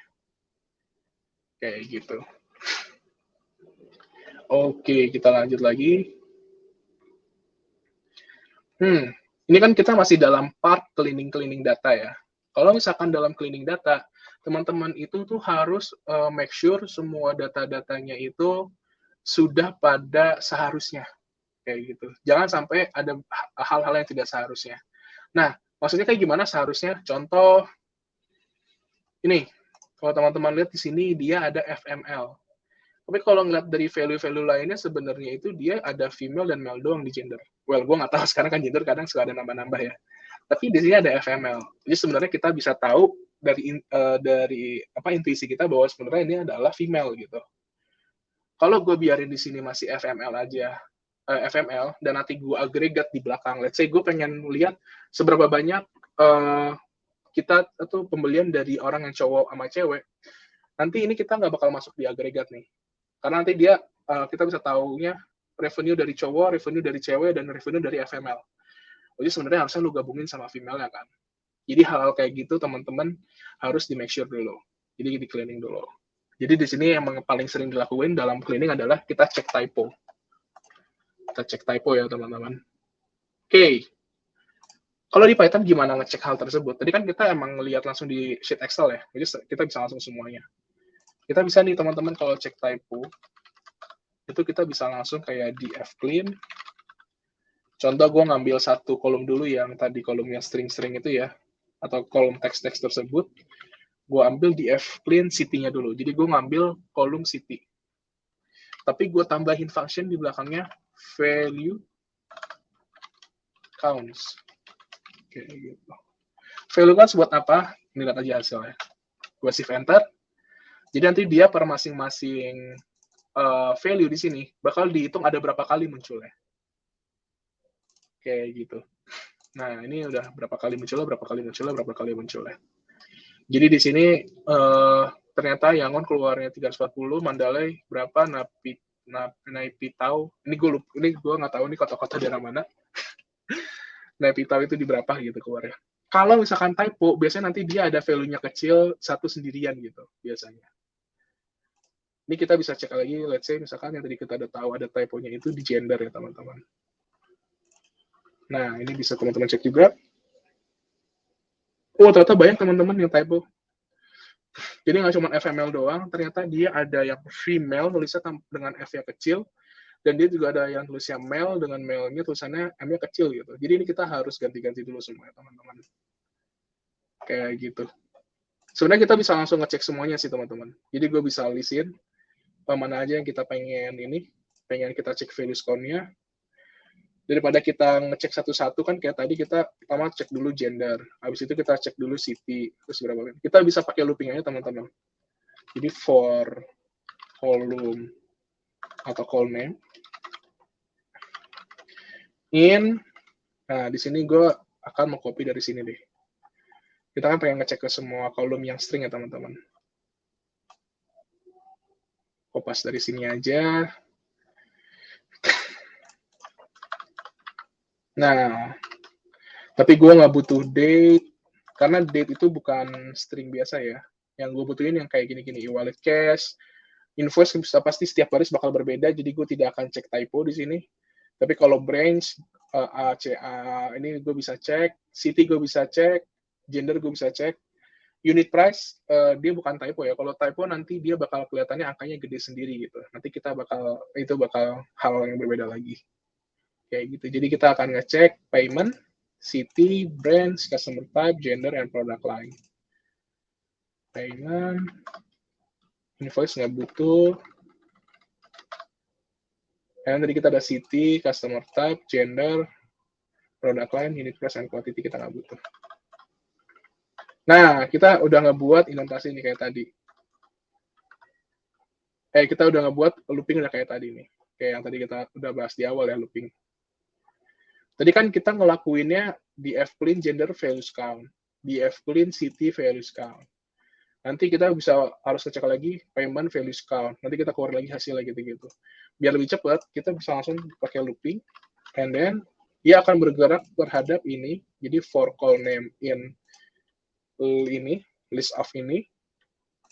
Di situ kita bisa langsung di fclean call name. Jadi kita tinggal langsung panggil aja call name-nya. Diapain? Dikasih value counts. Kayak gitu teman-teman. And then di sini mungkin gue kasih tambahan settingan biar nanti lebih enak ngebaca lebih mudah. Ini settingan tambahan aja sih. Jadi kita nambahin enter di setiap kali dia udah berhasil ngeluarin value count-nya. Nah, daripada kita ngecekin satu-satu, kita bisa langsung ngecek semua kayak gini kan ya. Jadinya agak lebih gampang. Duh, mata gue gatel. Sorry. Ngeliat layar terus-terusan, mata jadi gatel, teman-teman. Nah, gitu. Jadi, di sini kita bisa lihat e-wallet itu ada berapa, cash berapa, kredit berapa, tapi di sini kayaknya nggak ada yang typo ya. Nah, yang tadi yang kita lihat typo adalah ini, secara customer type dia masih normal, city juga normal, kayaknya nggak ada yang kelihatan typo. Even di product line, kayaknya dia nggak ada yang typo.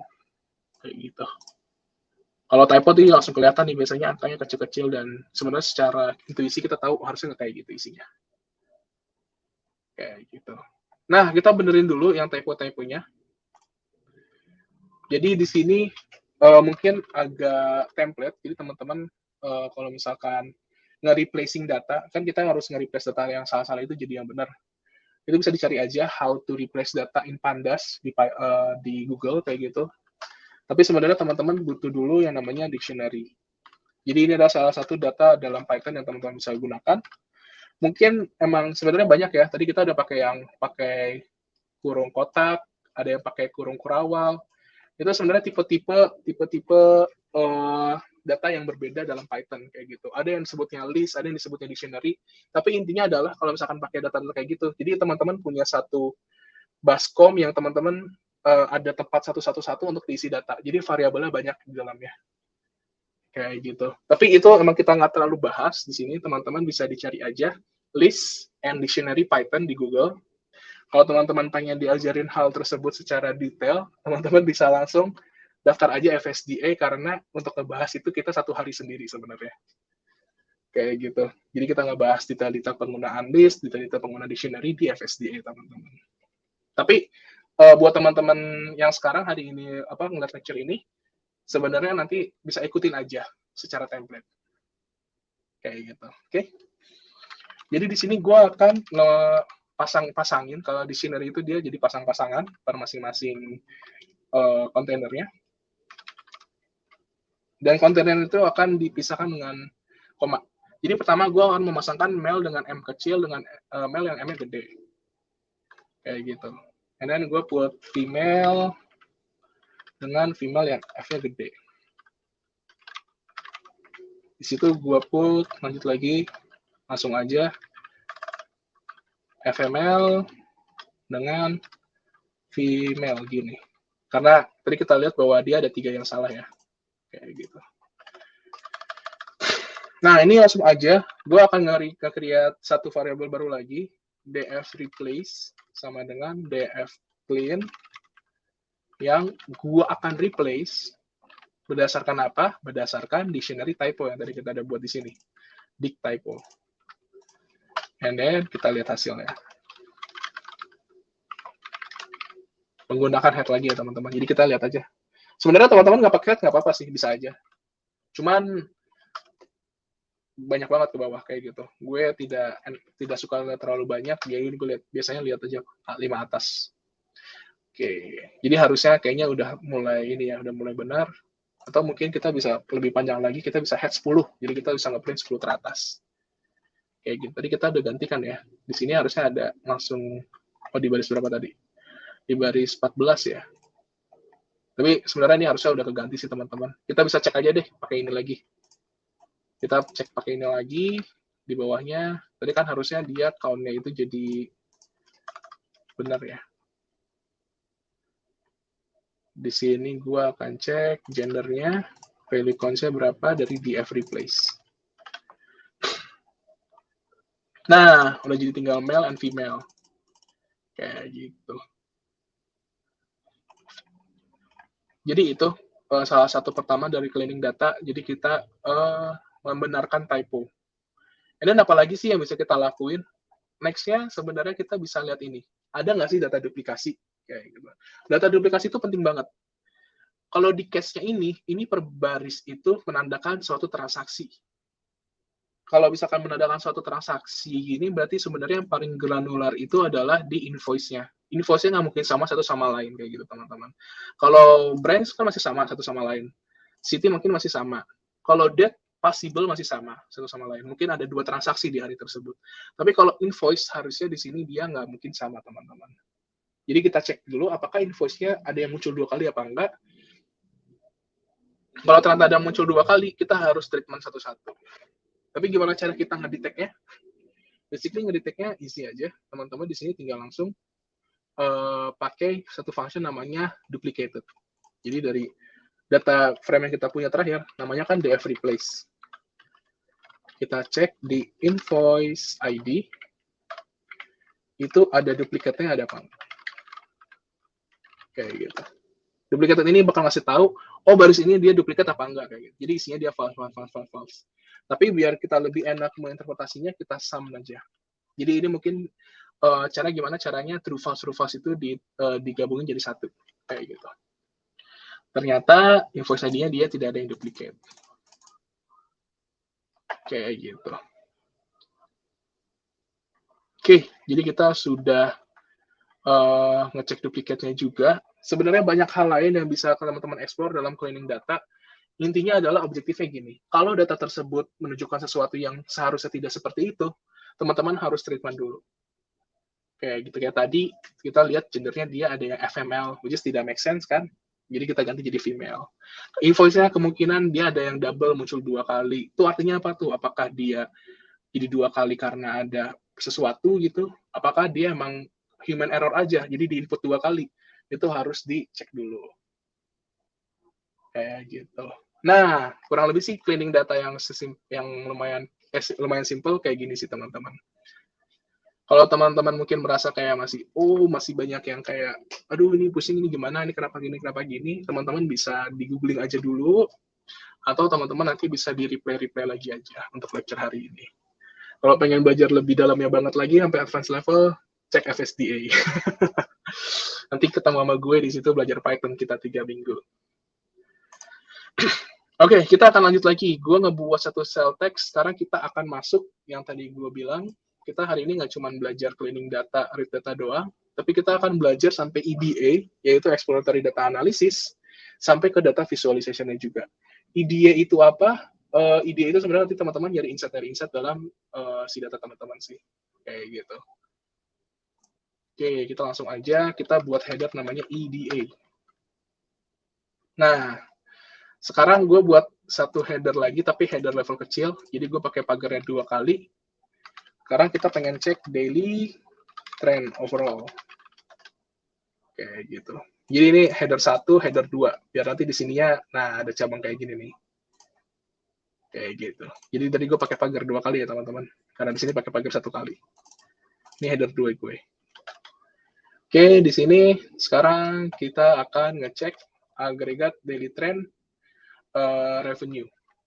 Gue akan ngecek berapa sih revenue harian gitu, sama berapa sih quantity yang tersold harian, kayak gitu. Jadi gue akan membuat satu table baru, daily sama dengan df replace. Nah, di sini gue akan nge-pivot data tersebut. Nge-pivot tuh kalau di Excel namanya pivot, tapi kalau di sini kita pakainya group by. Jadi kita akan nge-grouping data tadi berdasarkan suatu kolom aja. Di sini gue akan menggunakan groupingnya pakai date. And then ini ada settingannya sebenarnya, teman-teman bisa ikutin aja. Ini template sih. Habis itu kita akan sum. Kayak gitu. Sumnya 1 kali. Kita akan keluarin dulu resultnya. Nah, nanti hasilnya kayak gini teman-teman. Jadi kita setiap hari kita sum hasilnya. Kayak gitu, dari beberapa baris jadi 1 baris. Ini unit price kan yang mungkin kita tambahin ya, karena ini menunjukkan harga per suatu barang gitu. Kalau quantity sama revenue kita mungkin tambahin per harinya, tapi unit price nggak mungkin. Jadi kita spesifikin langsung aja di sini, di mana gue pengennya revenue dan quantity. Kayak gitu. Gue kasih head aja biar nggak terlalu panjang ke bawah. Nah, jadi kita udah punya nih data revenue kita per hari berapa, per quantity yang terjual berapa nih. Kayak gitu. Habis itu kita bisa langsung membuat plottingannya gitu. Ini sebenarnya kita akan menggunakan yang namanya PLT tadi. Mungkin gue akan kopas aja dari contekan gue. Jadi penggunaan PLT itu agak panjang teman-teman, dan gue mengencourage teman-teman untuk googling aja kayak how to create line plot in Python dan lain-lain kayak gitu. Karena dia codingannya lumayan panjang kalau pakai PLT. Tapi gue akan run through artinya apa. Jadi pertama di sini ada PLT RC params. Ini adalah settingan size teman-teman. Habis itu di sini ada PLT plot. Jadi di sini teman-teman ngebuat plotnya. X-axis-nya itu adalah date, Y-axis-nya adalah revenue teman-teman. Dan data yang kita pakai adalah tadi data ini ya, aggregate daily. Di sini kita kasih title chart-nya, ini kita kasih label, ini bebas sebenarnya bagian sini, nggak dipakai juga nggak apa-apa. Dan kita keluarin hasilnya. Panjang ya code ya. Tapi nanti hasilnya kayak gini. Jadi kita bisa lihat sebenarnya dari data ini, dia ada seasonality-nya ya. Kayak gitu. Ini mungkin gue akan taruh di bawahnya aja biar kita nggak lupa. Insert ini kita bisa lihat dari revenue of our data has seasonality. Kayak gitu. Seasonality-nya per apa? Seasonality itu artinya adalah naik turun teman-teman. Jadi dia ada naik, ada turun, naik, ada turun, ada naik turun kayak gitu. Dan gue tidak melihat dia tren revenue-nya naik ke atas.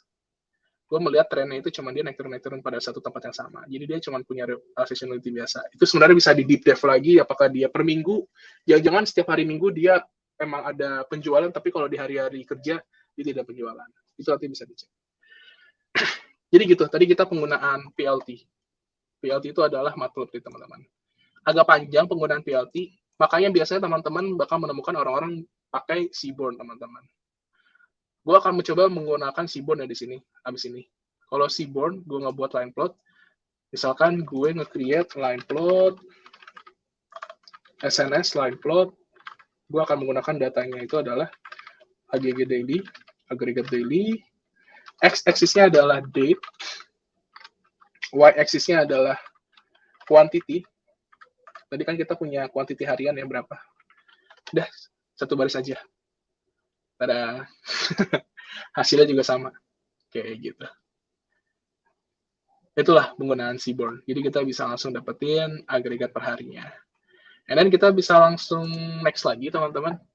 Karena waktunya juga udah mau habis. Gue akan langsung lagi kita cek untuk di pattern-pattern lain. Di sini gue akan mencoba menggunakan, let's say, by payment. Kayak gitu. Nah, di sini gue akan nge-create lagi agregat dari payment ya, teman-teman. Payment itu apa? Sebenarnya tadi teman-teman datanya punya payment-nya ada cash, ada e-wallet, ada credit card. Apakah dia ada pattern-nya kah? Gue akan dari DFT place, gue akan group by payment. Gue kasih petik payment kayak gitu. Ini settingan yang sering gue pakai, teman-teman bisa langsung pakai aja. Nanti gue akan tunjukin deh bedanya apa. Contoh gini deh, saya disamain dulu semuanya. Kalau pakai index false, index sama dengan false, nanti dia maksudnya kayak gitu. Tapi kalau nggak pakai, nanti bentukannya kayak gini. Nggak kayak table pada umumnya. Jadi gue biasanya pakai x index false. Itu nggak usah terlalu dipikirin, teman-teman. Teman-teman bisa langsung pakai x index false aja. Di sini gue pengen custom deh, teman-teman. Per payment, gue pengen revenue-nya di sum. Agregat. Ini salah satu settingan yang lumayan ribet sebenarnya, teman-teman. Tapi teman-teman bisa ikutin aja. Kalau misalkan pengen agregatnya per masing-masing kolom berbeda. Jadi revenue gue pengen sum. Gue menggunakan function AGG di sini, agregat. Tapi invoice, gue akan hitung juga invoice-nya. Invoice ID-nya gue akan count. Invoice ID-nya gue akan distinct count. Jadi unique count. Kayak gitu. Caranya gimana? Di sini gue pakai function namanya nUnique. Nah, jadi gue punya per payment, revenue-nya berapa, invoice ID-nya ada berapa. Jadi ada berapa transaksi sih sebenarnya di cash itu. Di kredit ada berapa transaksi dan e-wallet ada berapa transaksi. Ini gue akan masukkan ke suatu variabel namanya aggregate payment.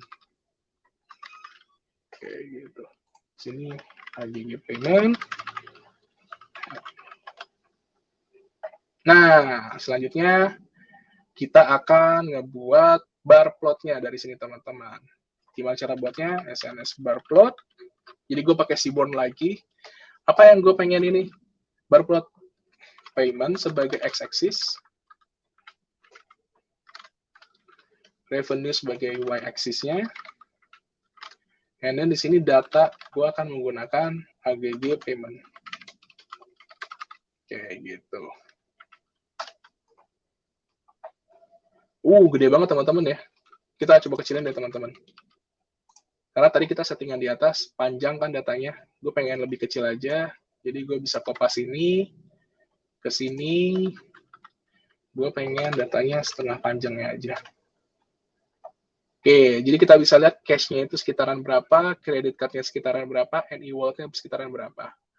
Tapi gue lebih suka kalau bar plot itu dia disorting datanya. Jadi dari aggregate payment data yang kita pakai untuk untuk charting ini, gue tambahin lagi sorting di belakangnya, sort values. Gue mau disorting by revenue-nya. Dimana dia gini. Dia dari kecil ke atas. Tapi gue sebenarnya lebih suka dia kebalikan, teman-teman. Jadi descending. Ada settingan lagi sebenarnya namanya ascending false. Ini teman-teman nanti bisa kopas-kopas aja kalau punya data dari sini. Cara ngebuatnya. Nah, ini lebih enak di-share-nya ke teman-teman stakeholders. Kita bisa lihat bahwa sebenarnya highest revenue itu datang dari cash. Kayak gitu. Walaupun sebenarnya e-wallet payment and credit, e-wallet payment agak tipis ya, tapi sebenarnya secara overall dia cash paling gede. Dan paling kecil dia credit card. Itu insight-insight teman-teman bisa dapetin sebenarnya. Kayak gitu. And then gue akan ngebuat lagi, tadi kan data kita itu ada di aggregate payment itu ada invoice ID-nya ya. Kita udah nge-count, distinct count-nya tuh ada sekitar segini gitu. Sekarang kita coba buat lagi kayak gini persis, tapi di sini instead of revenue, kita akan pakai invoice ID. Invoice ID. Ini adalah isinya count dari invoice ID-nya sih teman-teman. Jadi di sini invoice ID, and then gue ganti juga di sini invoice ID. Nah, kalau dari invoice ID sebenarnya count secara count transaksi, kalau tadi kan revenue banyak kan dari cash, tapi kalau dari count transaksi,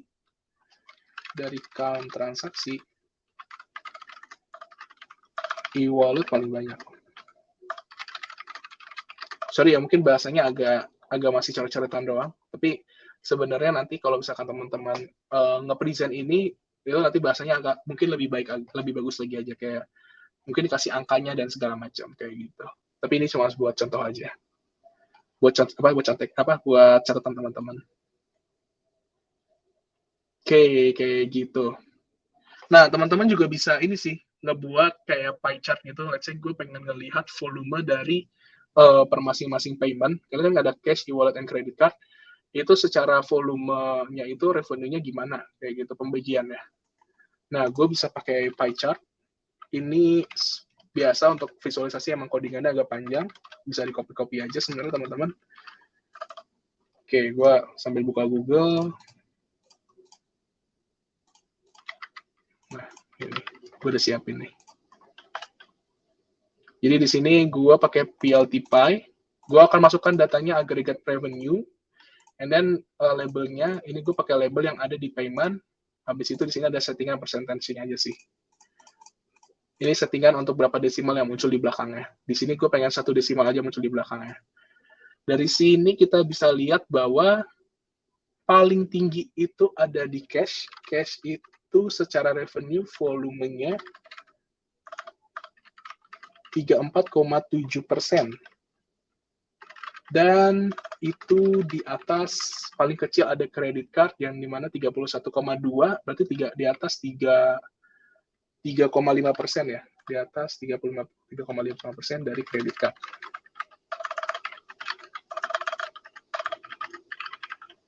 Gitu teman-teman. Nah, jadi kita udah lihat tadi salah satunya dari payment gimana, dari daily-nya gimana. Sekarang gimana kalau misalkan teman-teman pengen lihat pattern dari 2 kolom string sekaligus gitu.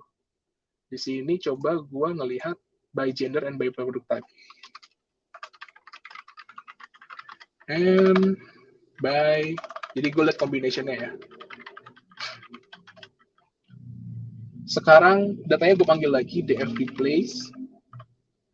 Gue group by ke 2 kolom. Jadi gue akan mengkelompokkan data tersebut ke 2 kolom aja. Gue agregat di 2 kolom tersebut, yaitu gender dan product line.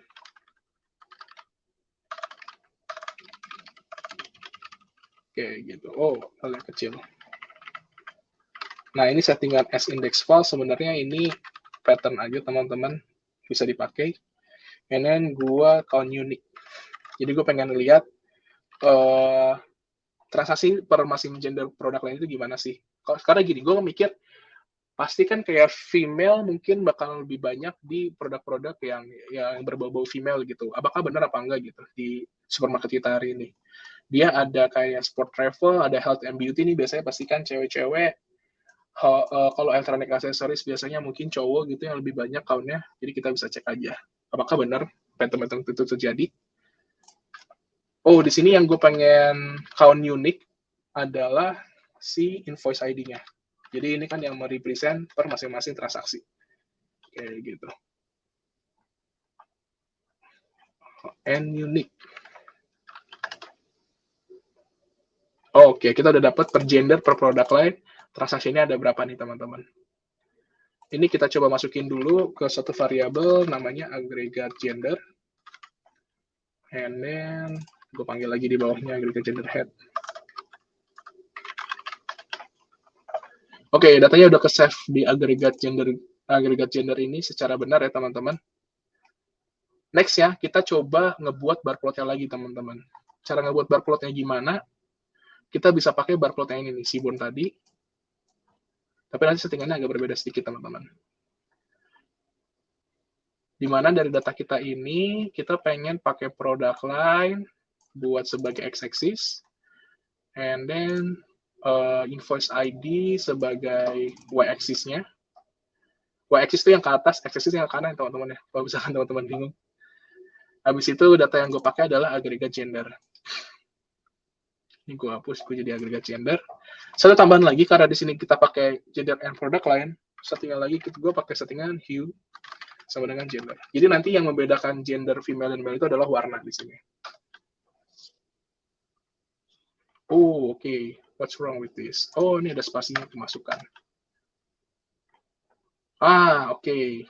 Waduh, tulisannya numpuk-numpuk. Kita coba pergede ya. Kopas-kopas aja. Kayak gitu, gue tambahin di sini, gue panjangin deh, jadi 15 gitu. Nah, udah nggak terlalu numpuk teman-teman, dan nggak terlalu jauh juga. Kita lihat kalau warna biru itu adalah female dan warna orange itu adalah male teman-teman. Dan, ternyata health and beauty itu lebih banyak male deh daripada female secara transaction-nya. Interesting. Ini unexpected sebenarnya. Terus ada fashion accessories yang ternyata lebih didominasi oleh female. Dan food and beverage sebenarnya transaksinya juga didominasi oleh female juga ya. Tapi untuk sports juga dia oleh female, dan electronic accessories ini dia hampir setara.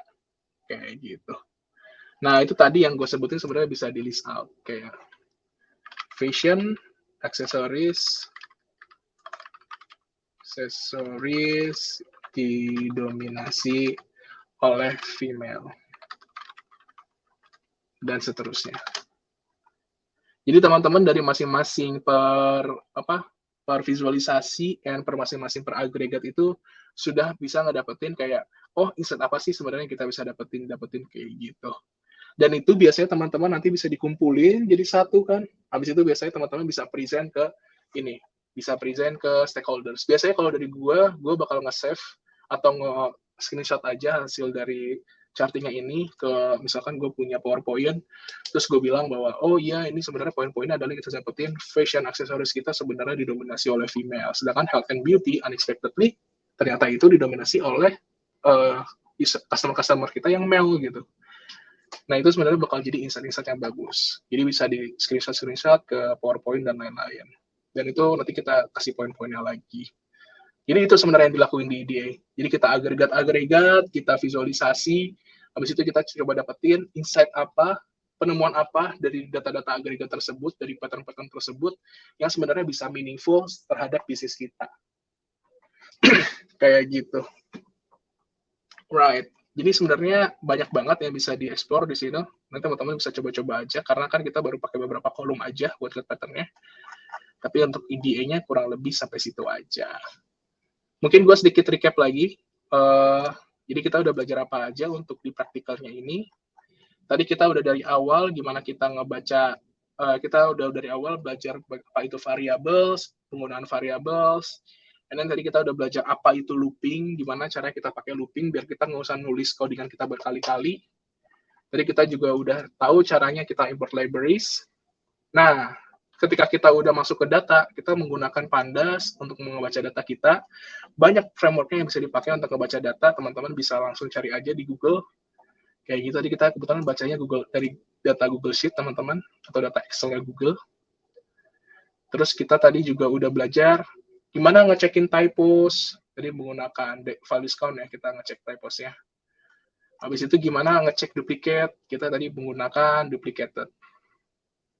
Kayak gitu, mana duplicated. Yes. Kalau misalkan ada typos, nanti kita bisa replace menggunakan function replace di sini. Begitu.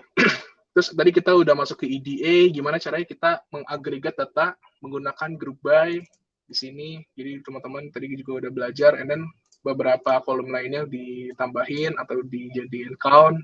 Jadi kita udah belajar. Dan dari situ, dari masing-masing hasil agregatnya, tadi kita juga udah ngebuat chartnya masing-masing, sehingga lebih presentable ke stakeholders. Kayak gitu. Nih teman-teman mungkin nanti bisa dibaca-baca lagi sambil di replay lagi untuk videonya. Jadi emang ini bukan something yang bisa teman-teman langsung di 1 jam langsung paham semuanya, enggak. Mungkin satu tips dari gue adalah ketika teman-teman belajar Python, start dari ATM, amati, tiru, modifikasi. Jadi teman-teman nggak harus kayak tadi kalau gue kan ngetik dari awal semuanya satu-satu. Teman-teman sebenarnya nanti tinggal copy-copy aja dari internet. Dan itu sebenarnya apa yang gue lakuin juga ketika gue create materi ini. Gue kopas-kopas dari internet. Gue kopas-kopas dari yang namanya Kaggle, yang dari namanya Stack Overflow. Itu teman-teman bisa buka, teman-teman feel free untuk kopas-kopas dari kayak gitu. Bahkan sampai sesimpel yang kayak import libraries aja, itu biasanya gue kopas. Gue nggak pernah nulis sendiri kayak tadi. Kayak gitu. Jadi kalau misalnya teman-teman ini awal-awal masih agak bingung, it's okay, it's fine, emang butuh waktu ya. Tapi nggak usah takut, karena sebenarnya semuanya itu kita harus belajar dulu emang dari awal pelan-pelan. Gitu. Mudah-mudahan bisa membantu teman-teman belajar Python. Oke. Halo Cita. Oke, baiklah. Sudah selesai sama Kak Asmi sesinya. Teman-teman gimana? Udah ngebul belum? Lumayan ya. Tadi dengerin dari awal penjelasannya, sampai tadi juga cara visualisasiinnya gitu ya diajarin. Oke, thank you Kak. Nah, gimana teman-teman? Seru banget ya tadi udah berkenalan nih sama salah satu tools, yaitu Python. Jadi kita akan membahas sekarang tentang review updates, terutama buat teman-teman yang juga kepingin belajar secara mendalam ya tentang skill set yang dibutuhkan di bidang data analytics dan juga mungkin ingin berkarir, memulai karir di bidang data analytics, yang dimana salah satu program yang ada di review ini adalah Full Stack Data Analytics Program, yang harapannya nanti bisa juga nih membantu teman-teman dalam belajar dan memulai karir. Nah, buat yang udah mulai tertarik bergabung ke Full Stack Program dan kepingin tahu dulu nih kira-kira fasilitasnya apa aja, bedanya apa sih Revoyu dengan online courses lainnya, di sini aku coba jelasin ya fasilitas-fasilitas yang akan kalian dapetin. Jadi yang pertama, teman-teman akan dapat durasi belajar sampai dengan 6 bulan, ada yang 3 bulan dan ada yang 6 bulan juga, bisa kalian pilih sesuai dengan kebutuhan, dengan berbagai macam opsi pembayaran yang fleksibel juga pastinya. Lalu nanti selama kelas, teman-teman akan dapat lebih dari 80 kelas live yang bisa kalian ikuti supaya bisa dapat ya sesi 2 arah, interaksi dan juga two way communication bersama dengan para instructor, dan ada lebih dari 24 career coaching session. Keren banget ya, nanti teman-teman akan lebih dari 24 sesi career coaching yang bisa kalian dapatkan supaya bisa memastikan nih perjalanan karir kalian berjalan dengan lancar, dan pastinya akan ada personal career coach yang siap membantu teman-teman dalam memetakan strategi pencarian kerja. Nah, setelah itu teman-teman juga akan ketemu sama expert industry leaders yang akan menjadi instructor kalian. Pastinya instructor yang mengajar ini juga merupakan praktisi handal di bidang data analytics, serta akan ada one-on-one teaching session nih teman-teman. Jadi kalau kalian ketahui di Full Stack akan ada team lead, yang dimana nanti satu orang team lead ini akan mendampingi satu study group yang berisi 10 murid ya. Nanti setiap study group akan punya team lead kalian masing-masing.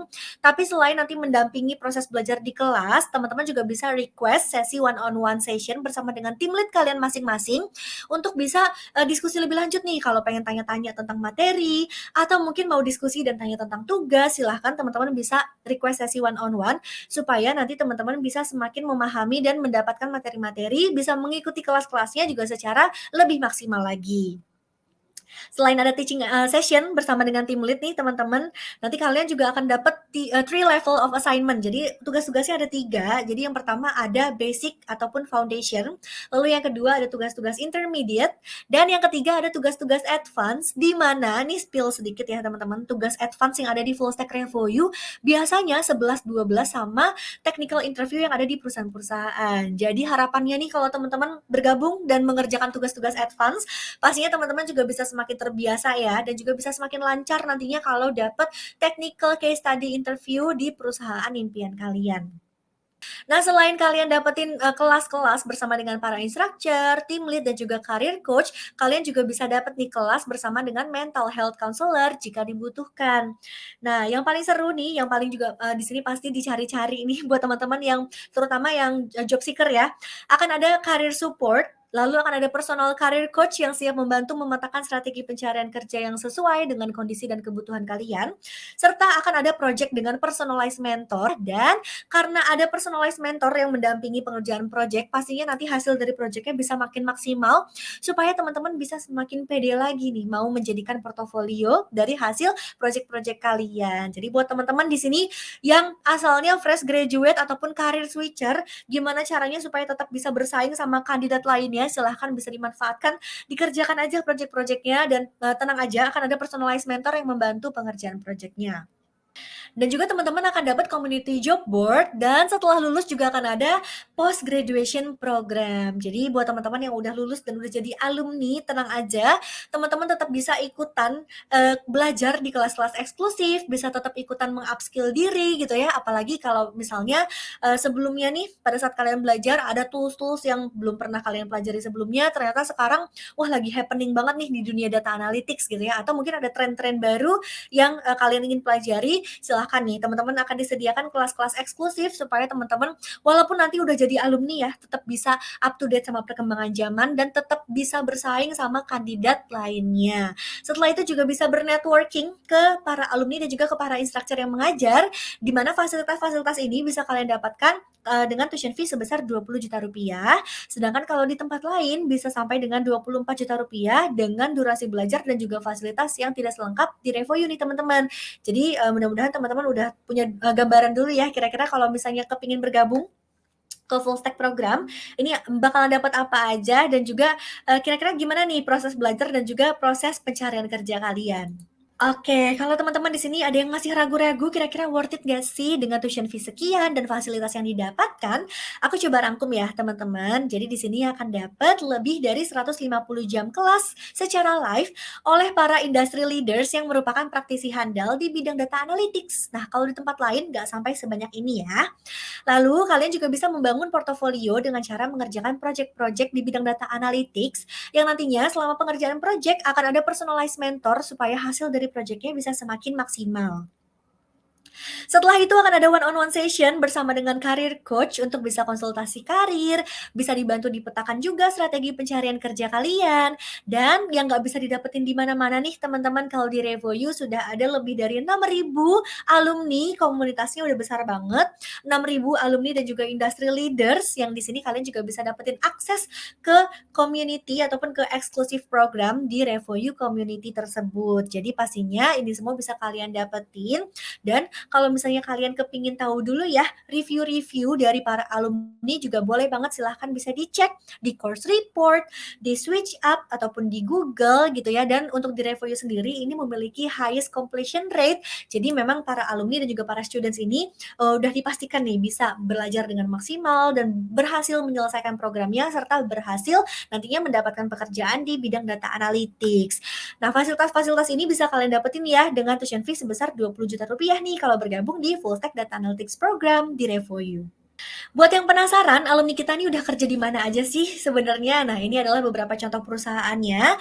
Atau kalau teman-teman kepoin lebih detail lagi ya perusahaan-perusahaannya juga bisa cek di Instagram Revoyu, di sosial medianya, atau mungkin di LinkedIn kalau misalnya kepengen tahu juga nih, udah kerja di mana aja sih yang ternyata memang kalau lulusan dari Full Stack Data Analytics program di Revoyu, ini bisa bekerjanya ini luas banget nih teman-teman bidangnya. Nggak cuma di startup, nggak cuma di tech company aja, tapi juga bisa di conventional company gitu. Misalnya seperti di media, di hospital, rumah sakit juga bahkan ada yang meng-hire ya alumni Revoyu menjadi data analis di Siloam Hospital.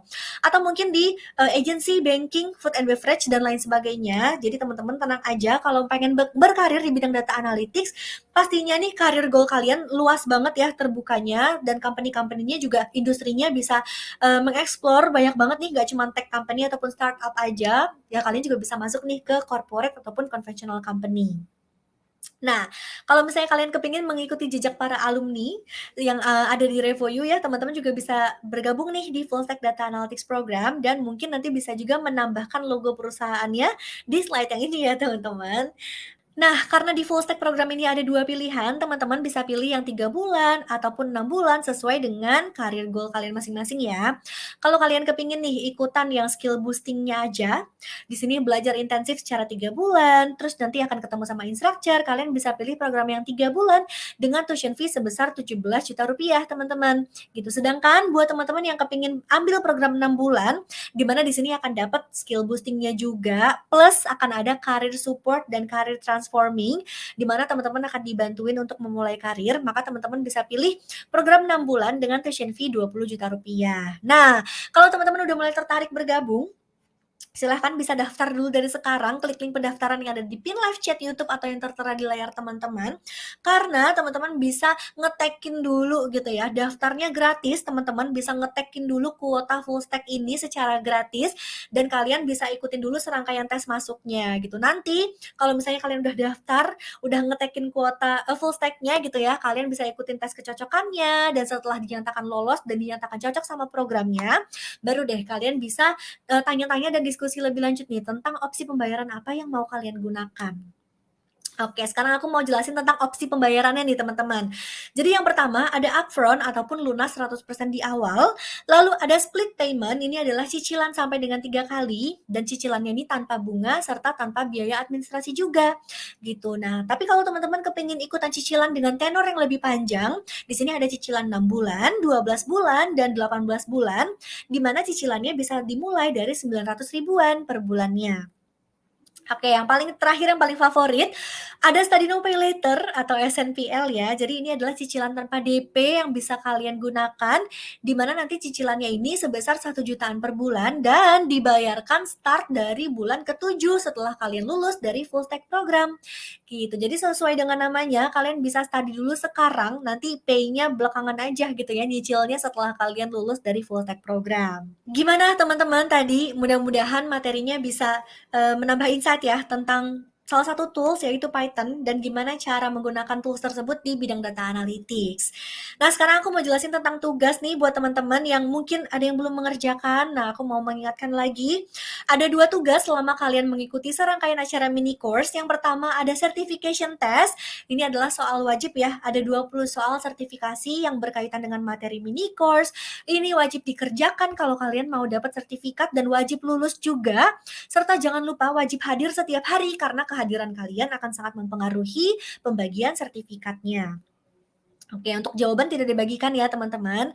Nah, selain yang 20 soal wajib nih kalian lihat ada 16 soal tambahan yang berisi logical and numerical test. Ini optional, tidak wajib dan tidak mempengaruhi sertifikasi sama sekali. Tapi buat teman-teman yang mengerjakan 16 soal ini dan berhasil lulus juga dari 16 soalnya, maka teman-teman bisa nantinya mendapatkan jalur fast track untuk bergabung ke full stack program. Nah, seperti apa fast tracknya setelah ini aku akan jelaskan. Tapi yang pasti untuk yang wajib dikerjakan hanya yang 20 soal aja. Dan jangan lupa wajib hadir setiap hari serta deadline ada di Jumat ini jam 12 malam. Tugas kedua, ada case study atau project nih teman-teman. Nah, ini boleh kalian kerjain kalau kalian kepingin melatih practical skill dan ingin dijadikan mungkin pengalaman untuk kalian juga, silahkan dikerjakan. Tapi memang untuk case study ini tidak wajib, tidak mempengaruhi sertifikasi juga, dan optional aja gitu. Tapi buat teman-teman yang ngerjain case study, pastinya teman-teman akan dapat nih kunci jawaban dari Revoyu yang bisa kalian akses seumur hidup, yang nantinya mungkin bisa dijadikan bahan-bahan belajar atau mungkin mau dijadikan bahan-bahan revisi dari jawaban case tadi kalian sebelumnya, gitu juga boleh ya. Nanti kalau kalian kepingin menjadikan jawaban case tadi kalian ini sebagai mini portofolio dari mini course kali ini juga boleh nih teman-teman, silahkan. Deadline-nya ada di hari Sabtu ini jam 12 siang, jadi jangan sampai ketukar nih teman-teman deadline-nya. Untuk yang certification test, tadi deadline-nya hari Jumat jam 12 malam, sedangkan untuk yang case tadi deadline-nya ada di hari Sabtu jam 12 siang. Oke, ini adalah jalur fast track yang tadi sempat aku sebutin kalau kalian mengerjakan 16 soal yang ada di certification test dan berhasil lulus juga dari 16 soal tersebut, maka teman-teman bisa dapat jalur fast track untuk bisa bergabung ke full stack program. Nah, kalau kalian mau mendaftar ke full stack ini kan sebenarnya harus melalui serangkaian tes kecocokan dulu ya. dari mulai pendaftaran, lalu ada pengerjaan initial assessment, ada esai, ada video call interview. Nah, kalau udah selesai semuanya, baru kalian bisa dapat offer letter untuk bergabung ke full stack program gitu. Tapi buat yang tadi ngerjain 16 soal di certification test dan berhasil lulus juga dari 16 soal tersebut, maka teman-teman bisa dapat jalur fast track yang nantinya bisa bikin hemat waktu nih. Keren banget ya. Jadi bisa lebih cepat buat teman-teman yang kepingin mengamankan kuota kelas full stack juga boleh banget nanti dikerjakan 16 soal tersebut supaya bisa dapat juga nih jalur fast track-nya. Silakan dikerjakan secara maksimal ya. Oke, kalau gitu teman-teman terima kasih banyak untuk sesi malam hari ini. Keren banget antusiasmenya. Mudah-mudahan teman-teman semua di sini bisa mendapatkan materi-materi secara maksimal, bisa berkenan juga materinya buat kalian. Besok kita ketemu lagi di simulasi part kedua. Jangan sampai kelewat karena bakalan seru banget, pastinya nggak kalah seru dari hari ini, dan kita ketemu lagi sama Kak Asmi besok. Oke, kalau gitu teman-teman aku pamit undur diri. Sekali lagi terima kasih banyak dan see you tomorrow semuanya. Selamat malam. Dadah.